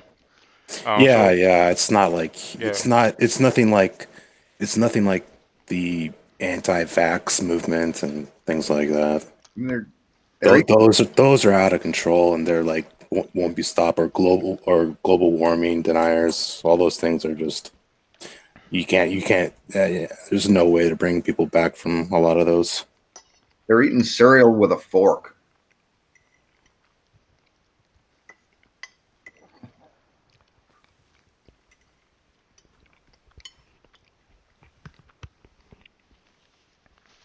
What do y'all think about that debate with what was his name? What was it? Fish ostrich, plant ostrich. Yeah, who the man? Yeah, man, he's a moderator on that Discord channel. It was funny, man. They booted me after 2 minutes. I went on their chat and like started with the angles of Polaris, and like I didn't get 5 sentences out, and I was gone. They want people that believe in the heliocentric model. They just don't want people that can back up what they say. They don't want they want ignorant heliocentric believers. You know, they want someone that they can walk off, that they can walk on. That's right. what they. Just like him, he wanted to tell me what my evidence had to be.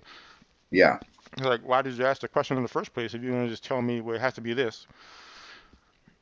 Yeah. Well, you can't stray outside the index cards. Yeah, they're robot talking points. Yeah. Well, at least Montreal gets his independent ignorance. I haven't really seen that incorrect point on Coriolis exactly before. I mean, I've seen him misunderstand Coriolis, but not in that way. So kudos to him on that. But one thing I can say, I do understand the Earth and the all that stuff better than before Flat Earth, because I didn't really look into it too much before. So I can't say before I was just taking people's word. I can give them that. But the problem is when you do look into it, well, you find that those people who spent thousands of years backing each other up, building the science, they're right. Yep. Yeah. Yeah. Yeah. It's hard to do science. Yeah. A school dropout doesn't, in fact, understand Coriolis effect better than a PhD. Wow. Who would guess? So. Yeah.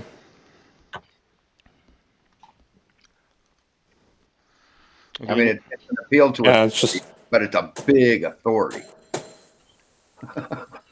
Sorry about that, guys. My laptop froze. Oh, welcome back, sir.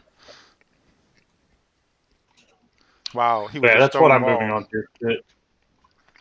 to. The jet fuel hoax guys are next on my list. Yeah. Pete. Yeah, I'm working on a video where they're saying that there's jet fuel is only required for takeoff, and then the ram air effect is enough to generate thrust. So they've created a perpetual motion machine. Yeah, Pete are or some of those people. Peeps and Neeps, I think, is another one. What's his name? That Level Earth Observer or whatever, that English guy that runs a crane. He's one of them. Yeah. Just ignorant. Well, I've got all the math on my file for fuel tanks, sizes, and stuff for 747. And that it only carries fuel in its wings, and it does not. They turn the wings, but they have several tanks spread out through the airframe. Yeah, but they say that even if you, they claim that even if you filled up the entire fuselage with fuel, it wouldn't be enough. That's what they're saying. They base that on fuel consumption during takeoff. At cruising altitude, a jet engine is relatively efficient. Okay. Because I know they don't put more fuel into these things than they can hold. I mean, that's just, yeah. So they're basing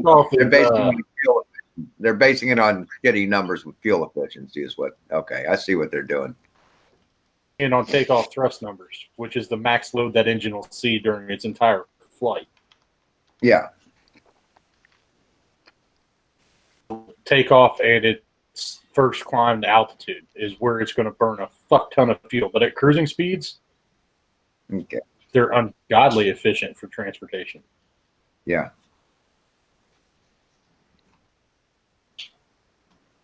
But yeah, you basically create a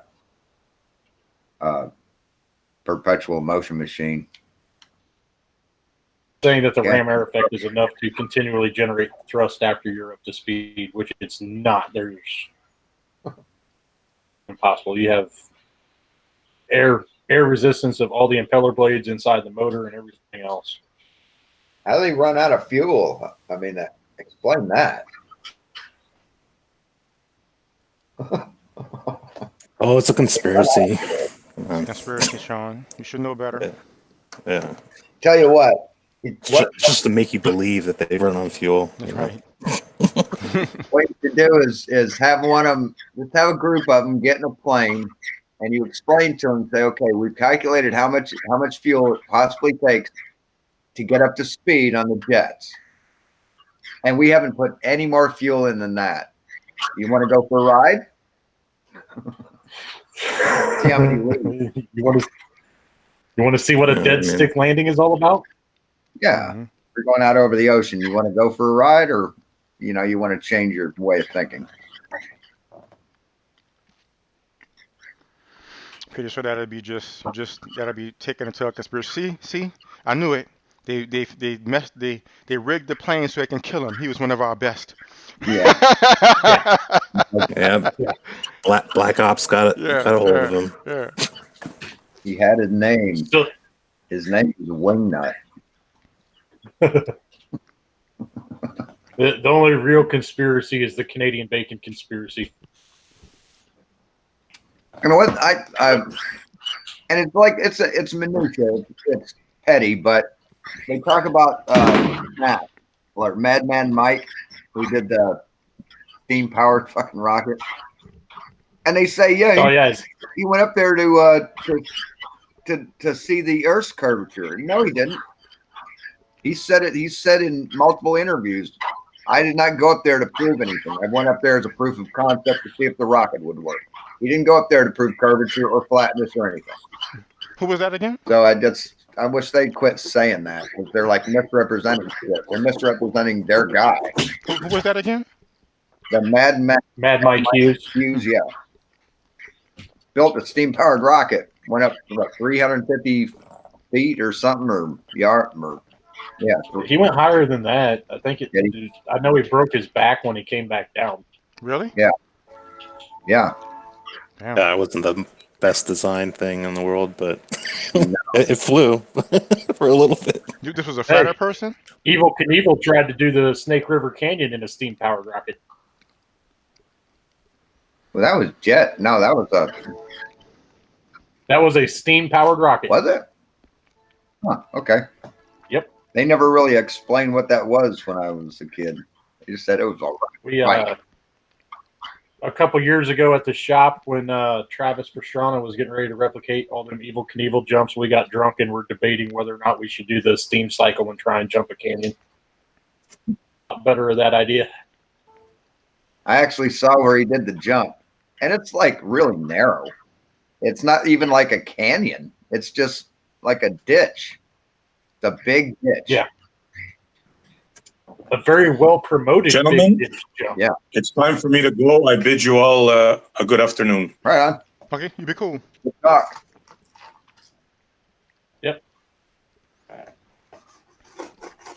I had that idea one night drunk. We even went as far as sketching everything up to build another steam cycle. That was not one of my most sane moments. I bet we could get Sean to pilot it if I build it, though. Me? Yeah. Fuck no. Keep my feet on the ground. Don't like heights. I parasailed a sheet of plywood down off a roof once. Yeah, I don't do roofs. Yeah, didn't like that. I don't do roofs mostly because I'm a fat guy and gravity is a thing.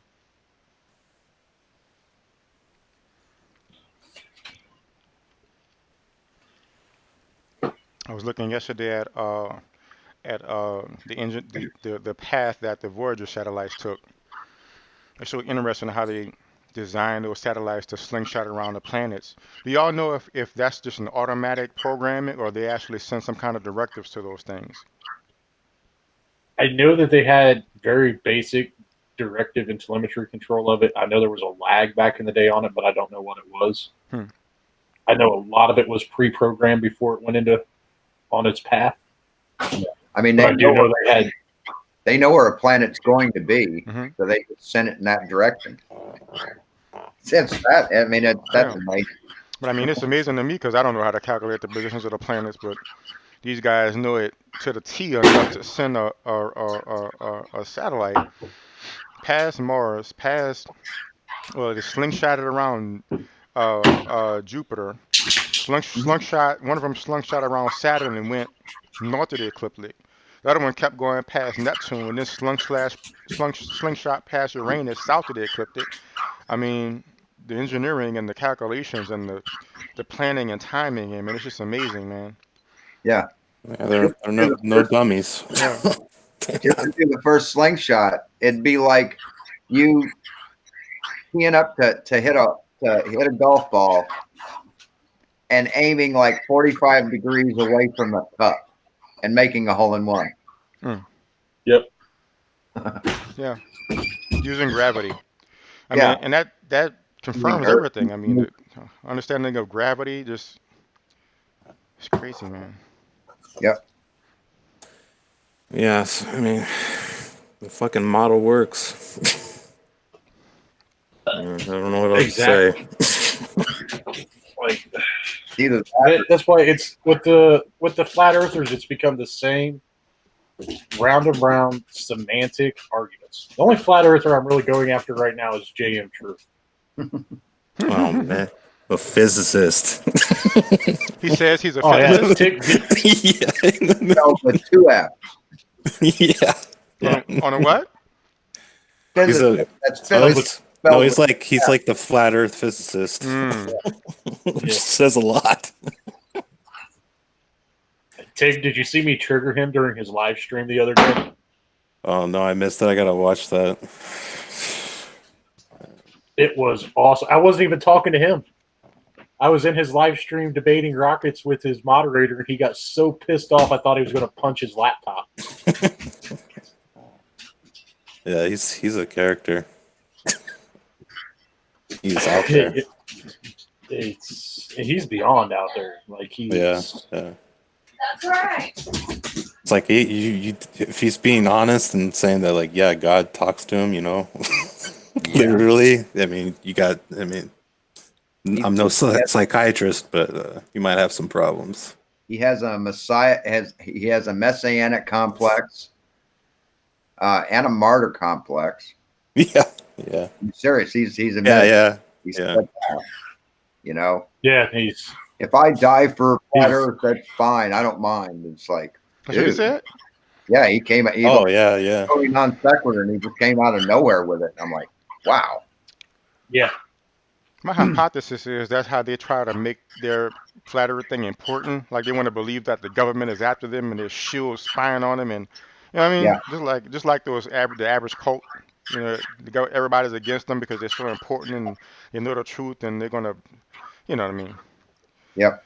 I was quite happy trolling until he told me that combustion requires air because it's fire. I mean, JM Truth thinks that he's smarter than every scientist, and he thinks he is smarter than every Bible scholar. What is that called? The Yeah, what? he said. Dunning-Kruger. There you go, Dunning-Kruger. Oh, yeah. I mean, he's way past that. Yeah, because he's like he's like multiple spectrums of different things. Unfortunately, if he is not acting, which if he is acting crazy, you know, he's just a poet. I mean, he's amazing. Yeah, but I don't think so. I think he's like for real. I'd bet on that. Nope, I think he firmly believes the stupidity he spouts. Yeah, unfortunately. Someone brought up a point. I can't remember who it was.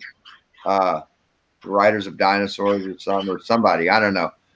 But he's got like this production, this master's degree in production and film production and stuff. And on any hangout he's on, his video is usually the crappiest one. Yeah, his doesn't know how to set up his camera, or it's out of focus, or he's got really, really crazy hot spots from stupid lighting. Yeah. And then he brings it up, and then you bring it up to him, and he goes, "Well, that wasn't a professional production. That was just me." I'm like, dude, you're a professional. Anything you do is a professional production. You know, It's like me saying that it comes to my truck, I'm going to just half-ass and wing it with hand tools because I mean, you're a professional. You show that in everything you do. You don't go half-ass. You know, he just doesn't understand yet. He'll figure it out. I don't think he will. Yeah. So something not underestimate globe denier stupidity. I'm waiting for his docu-series. Oh yes, me too. He should already had that first interview. Right? But how is he going to release that series? Is he going to wait until he's got it all done and then schedule it out? Well, I don't know. I hope he doesn't Netflix it. Oh my gosh.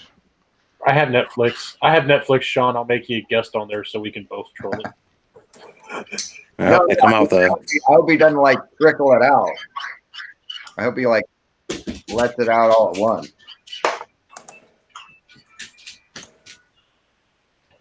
I don't know how he's going to do it. It's just going to be quite interesting. Are y'all talking about Agent Globehead and Vanderloo? Are y'all talking about the Jam Truth guy? They were saying he was on non sequitur and couldn't say sequitur. Yeah. Yep. That was also the same night that he came up with his rockets can't work because it's fire and fire requires air argument. Yeah. And anyone who doesn't understand that is a moron. Mm-hmm. Yeah. Yep. Because, oxidizers aren't a fucking thing. Mm-hmm. So y'all told him that the rocket carries its own fuel. What did he say? He comes up with it's not fuel, it's a combination of helium.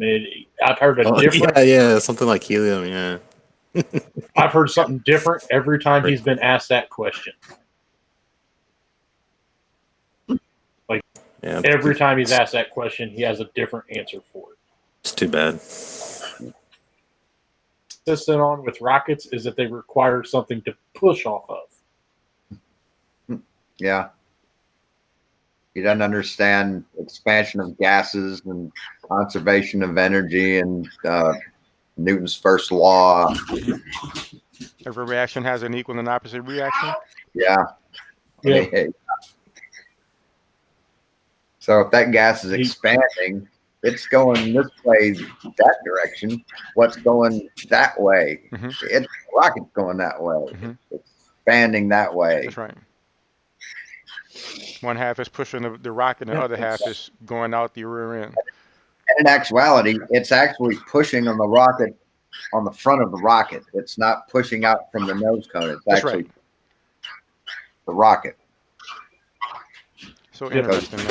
It's also the reason that nozzles can change their shape slightly is to increase or decrease that effect for how much of a effect they want to have on the airframe. Because once it's in orbit, all it's doing is changing its speed or changing its velocity. Yeah. So it's the rocket isn't pushing against anything. It's the exhaust of it's the expansion of the gas pushing on the rocket. Yep. It was quite interesting. I'll try to bring up the that launch that SpaceX had recently. So cool looking at these launches and giving the people the respect they deserve. You know what I mean? I mean, if you didn't know any better, you'd think it was CGI because it's something that nobody's ever seen before. I mean, if they did something brand new in the aviation world, they landed a rocket. I mean, they did what we thought rockets would do in the 50s and 40s. You know, come up and land on the fucking planet, and then the little doors open. That's right. I mean, yeah, and to watch him land, it just looks like it's reversed. Dude, if I was Elon Musk, I would so be Peyton Marvin the Martian on every one of them fucking things. Oh, hell yeah. When it sets down on the fucking launch pad, just have the little fucking miniature door come out with a Marvin, the Martian come down it. I mean, how much more money would it cost to give the design of the body of those rockets a more sleek kind of teardrop shape? Mhm. You know, make it look like Marvin's ship. Make those Look at that sexy engine right there. Yeah, those man. legs come That's out. awesome. Give them See like if a I can get a curve. Burns part. You know, make it. Have some fun with it. That's from the recent SpaceX launch right there. But that was like the longest launch they did. I think they deposited 24 different satellites or artifacts up there. Yeah, something like that. I mean, like, Sucks they lost the main stage, but Yeah. you know, the ATM thing that they're putting inside the bank now, the real big screen and the real fancy one. And when you get money, it like kind of comes out of the little door in front of you. Replace that with like a Terminator hand where it just shoves it out.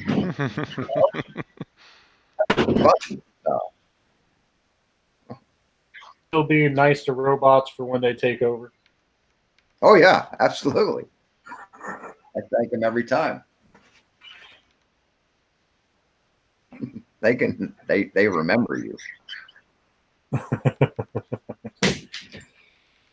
And it's just like you can see when that thing fires off the amount of temperature extremes it goes through. I think it's cool that they actually use the fuel to cool itself. To cool it. Yep. They've got those tubes that run linearly, and it preheats the fuel and cools You itself. can almost see them when that engine starts glowing. You can almost see the cooling channels. Yeah. In the bell. Awesome. Let's see. It's about to turn on momentarily. This is getting ready for a burn to boost it up to a higher orbit to deposit a few more satellites.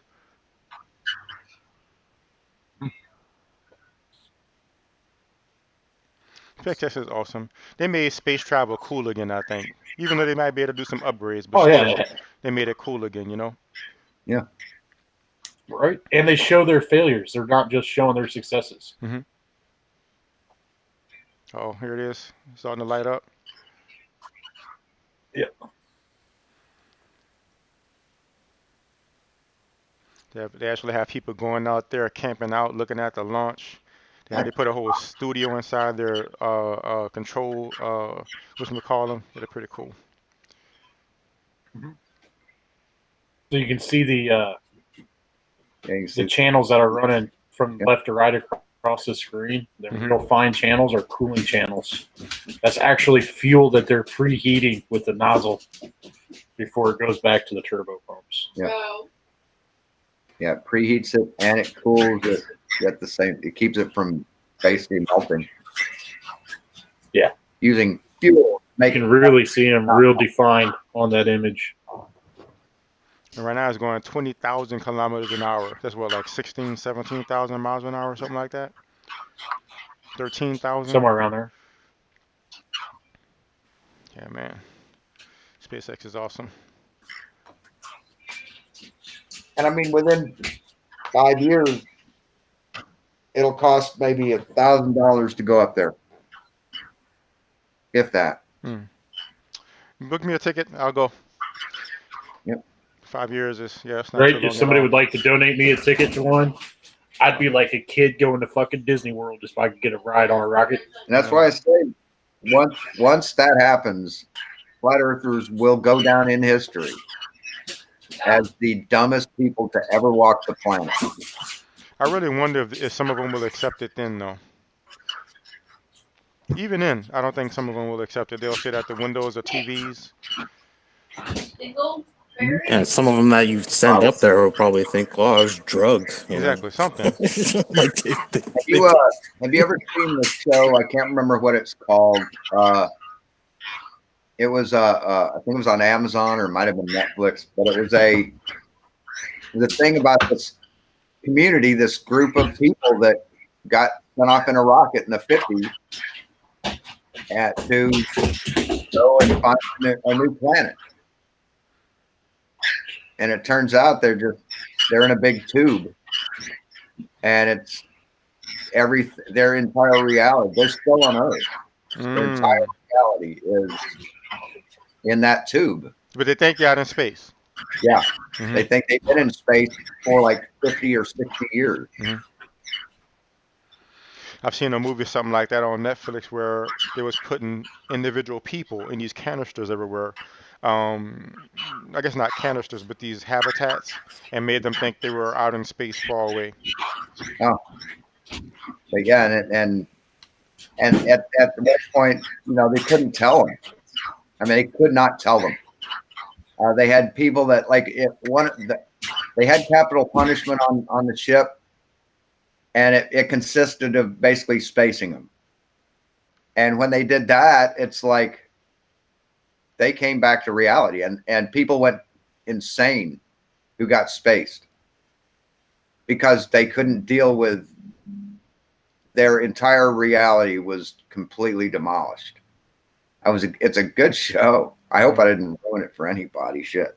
Man, what's the name of it? I can't remember. I'd have to go back and look at my history. It came out a few years ago.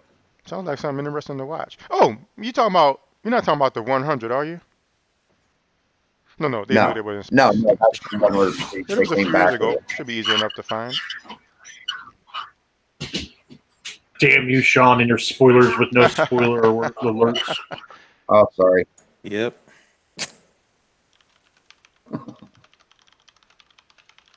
I mean, they let you know pretty soon into the series. Yeah, I'd have to.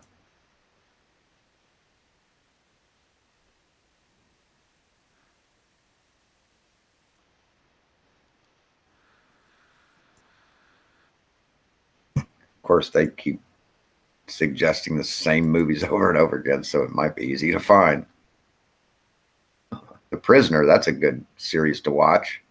If you're into conspiracy theory, you have to see The Prisoner. The Prisoner? Yeah.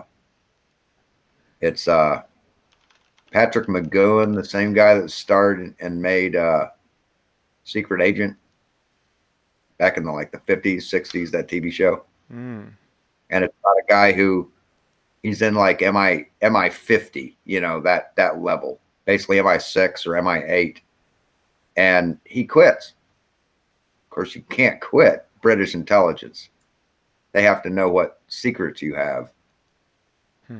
And the whole thing is them trying to extract secrets from him. And they get sent to a place called the Village, and it's an actual community, a village in England.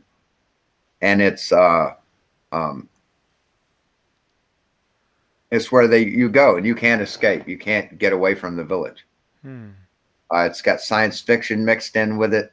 There's a lot of psychological drama that goes on. Who's number one? Everyone's given a number. He's number 6. He talks to number 2, who is just below number 1. So number 1's at the head. Number 2 is like the point man, the point of contact, and everyone else is, the prisoners. And he says, who's number 2? He says, you're number 6. He says, you are number 6. He says, I'm not a number. I'm a man. And it's it goes around and around like that. And you find out just what that means at the end. And it's he just wakes up and he's in the village after resigning. And with Patrick McGoohan? Yeah. Awesome. I can put a link to Amazon. You can see the whole thing on Amazon. I found it actually. Yeah. But yeah, it's a good show. And he played a spy in a show called Secret Agent. It's where the song Secret Agent Man came from. Secret chill, man, Sean. But yeah, it's just, if you're into conspiracy theories, that's the original kind of conspiracy theory show. There really wasn't anything else like that on TV at the time. Got a lot of high ratings. Yeah. Oh yeah. They had a thing called there's one guy that comes on, I can't remember who it is, but he's got a picture of a white ball, like a white huge bubble beach ball on the beach. That's his logo, and that's Rover. That's from The Prisoner. That's the thing. If you get away and you get out on the water trying to escape, that thing will grab you and take you back. It's this autonomous blob that secures the area. Damn. And gets you. Yeah. And some people speculate who are really into the show that it kills you and they resurrect you. So yeah, it's a really good show. Henry Caviezel did a sequel to it, like a modern day version of it, where he plays a prisoner going back to the island, and sort of tried to make some metaphysical sense of it, but yeah, it kind of fell short. Yeah, it was Prisoner and Monty Python weekly for me. And when they showed it on PBS here in the States back in like the 70s or 80s, they had I know on WOSU they had like a whole panel of like people who dealt with conspiracy theory and physics and politics and psychology, and they basically commented on the thing after when it was over. So it was a real big deal. Why'd they only make one season? No, there were more than one season Of The Prisoner? Yeah, there's 10 or something. Let me find it in Interesting. IMDb. I only saw one. Look it up in IMDb. Or maybe just only season 1 is on Prime. Maybe that's what it is. Yeah. Oh, yep. I see it now. No, there's one. Maybe I'm looking at the wrong one. It says You're looking 17 episodes. Yeah, 17. You're looking at maybe looking at Prisoners. It says The Prisoner. Yeah, 67. What? Maybe it was just one season. I guess they wrapped it up. Hey, some things are that good, and all they need is one season to wrap it up. Wow. Because apparently it's a classic. But it lets you know it's good too. Like there's some TV shows where there's that random person that one season. You thought it was more than one? Yeah. That just shows how good it is, man. Like those TV shows that have that random character that shows up maybe only 2 episodes or 3 episodes, but they're a big presence in your mind. Yeah, just one season. What's funny is I've noticed like a 2-hour movie made in America, made in the United States will go by that quick, right? That's right. But you watch a 1-hour television show of a British like drama, and it's like, God, how long is this thing? Have you noticed that? It's just the way they tell a story. I guess I never really watched the all British ones. Fast and Furious, and the British are like, we're going to tell you the story and really get into depth, and it just makes it seem like it's taking a long time. It kind of holds your attention better, I guess. Oh, I thought you was gonna say it made it seem like it took too long, but you're saying it goes slower, but it's good. It's a good go slower. Yeah. Gotcha. It actually makes time seem like it's actually passing and not going by really fucking quick. So, but yeah, there's 16 episodes or 17. Okay, but yeah, it's a definite gotta watch. Awesome. Well, cool guys. I won't be on much longer. I noticed that that Shawn G is on too. Maybe we could transition to Shawn G's channel, and Okay. maybe I'll pop off and do some reading or something back and forth. Y'all want to do a closing on the debate earlier before we get off, like a closing statement or a closing summary or something like that? No. Proof that flurfs are not as intelligent as they seem. Yeah. Matter of fact, not as intelligent as they think they are. Because he seemed, idiotic, like I told him. Now he can't say I didn't tell him I didn't mention it to afterwards. What do you say, Loken? To all the real flat earthers, there is an out. You can just claim that you're a troll. You know, you don't have to like run away from the community. There you go. Once all is said and done, because the flat Earth ship is sinking. That is a fact. So You're going to love your beautiful flatectomy. yeah. All right. I think Shawn, his Earth is seriously flat now after hearing that. It all makes sense now. Later, guys. How you be cool, guys? And all I will say, guys, is let them back up their claims. As you can see when we asked him about his calculations and everything. I mean, I wasn't trying to jump in. I was just trying to, you know, keep the conversation going. But when I actually asked him about his calculations, you have to go back and forth. It's precise. No, it's general. No, it's so let them back up their claims. Oh my gosh. Oh, you can go ahead and say what you want. That's fine.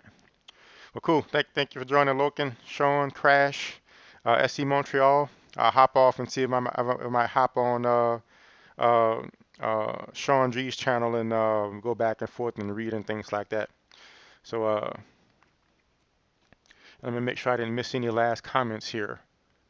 It's not sinking. It's just behind the curve. Hi, G Globehead.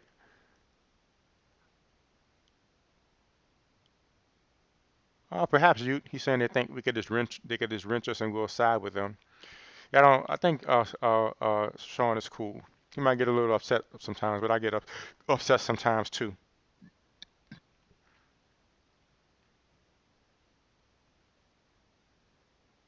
Multi-time, I like to see your proof of that. You're saying Mount Rainier is just sun reflecting off lakes all around its base.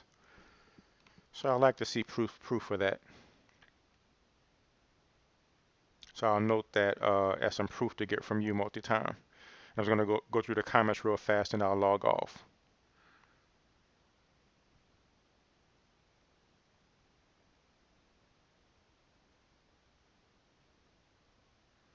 Where's my comments thing? There we go. Multi-time. So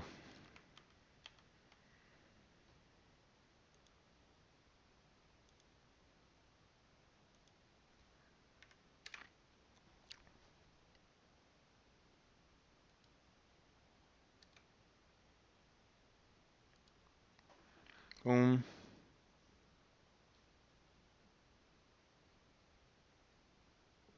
Haha, you talking about how they're showing the oh, it was you who said that. I'm sorry. Oh, I'm sorry. He put your name in the front. My bad. Yeah, he said you you talking. So I'll put Ute.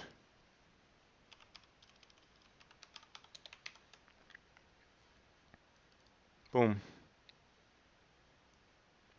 So I'll add him into the answers I need from Flat Earther section.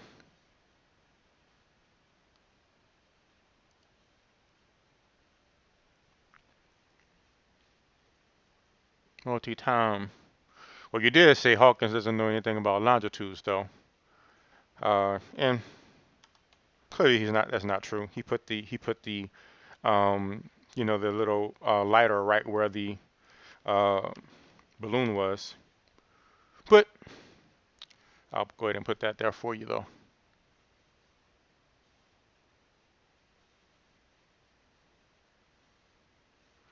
Yeah. No trannies comments. Multi-time. When you take a selfie, is the picture on your screen actually you or just a depiction of you? Hi, Agent Globe.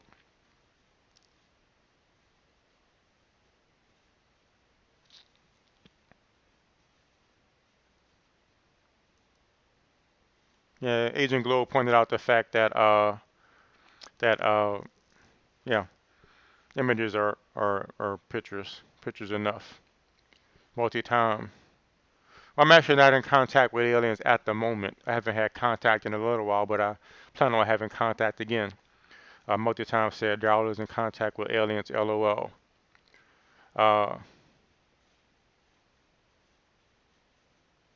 Yes, and you're right, Vandaloo. If it's an ulterior agenda to conspiracy of NASA for flat Earth to motivate us to science and stuff, it worked for me. So I definitely study science more than I did before.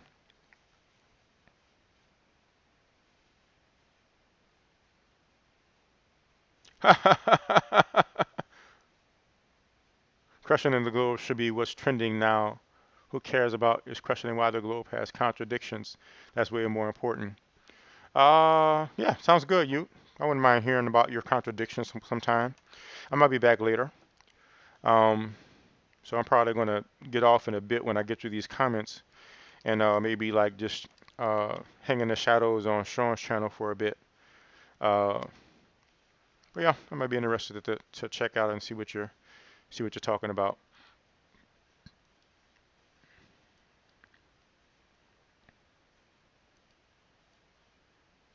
Put this in the middle here.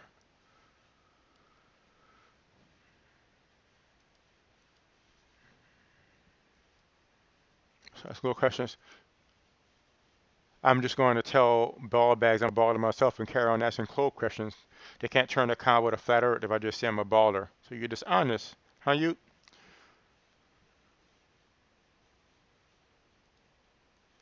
Trying to get the truth with dishonest tactics. It's interesting. But I wouldn't expect any more from a globe denier nowadays, though. You can't really be honest and and believe the earth is flat if you look at all the evidence. I don't know if you can see my video screen now. I have glasses on multi-time to prove that there's a setter from the base to the east. I'll try to get in the clouds. Will be at their amount. Okay, we could talk about it one day, you.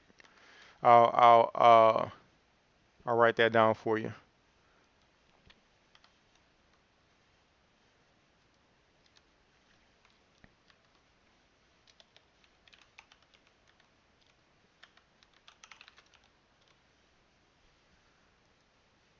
Hawkins can't jump. Oh my gosh.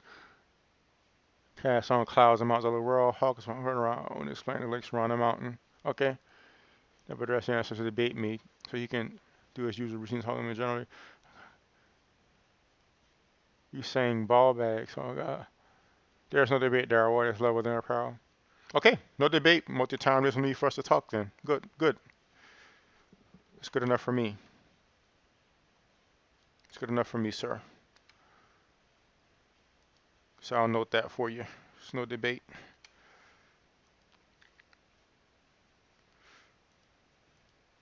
I agree there's no debate, by the way.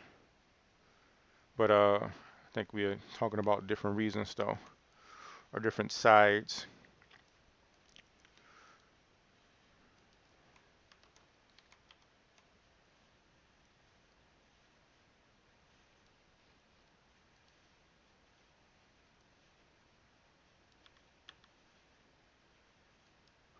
So if there is no debate, Daryl, water is level. There are no parallax, no curve, no spin. Oh, and case closed. I hear you, buddy. There's no debate, water is level. There's no parallax, no curve, no spin, case closed. Okay. Well, thank y'all for chatting, guys. Hopefully I didn't miss anybody's comment. If I did, please just post it into the regular comments, and I'll get to it.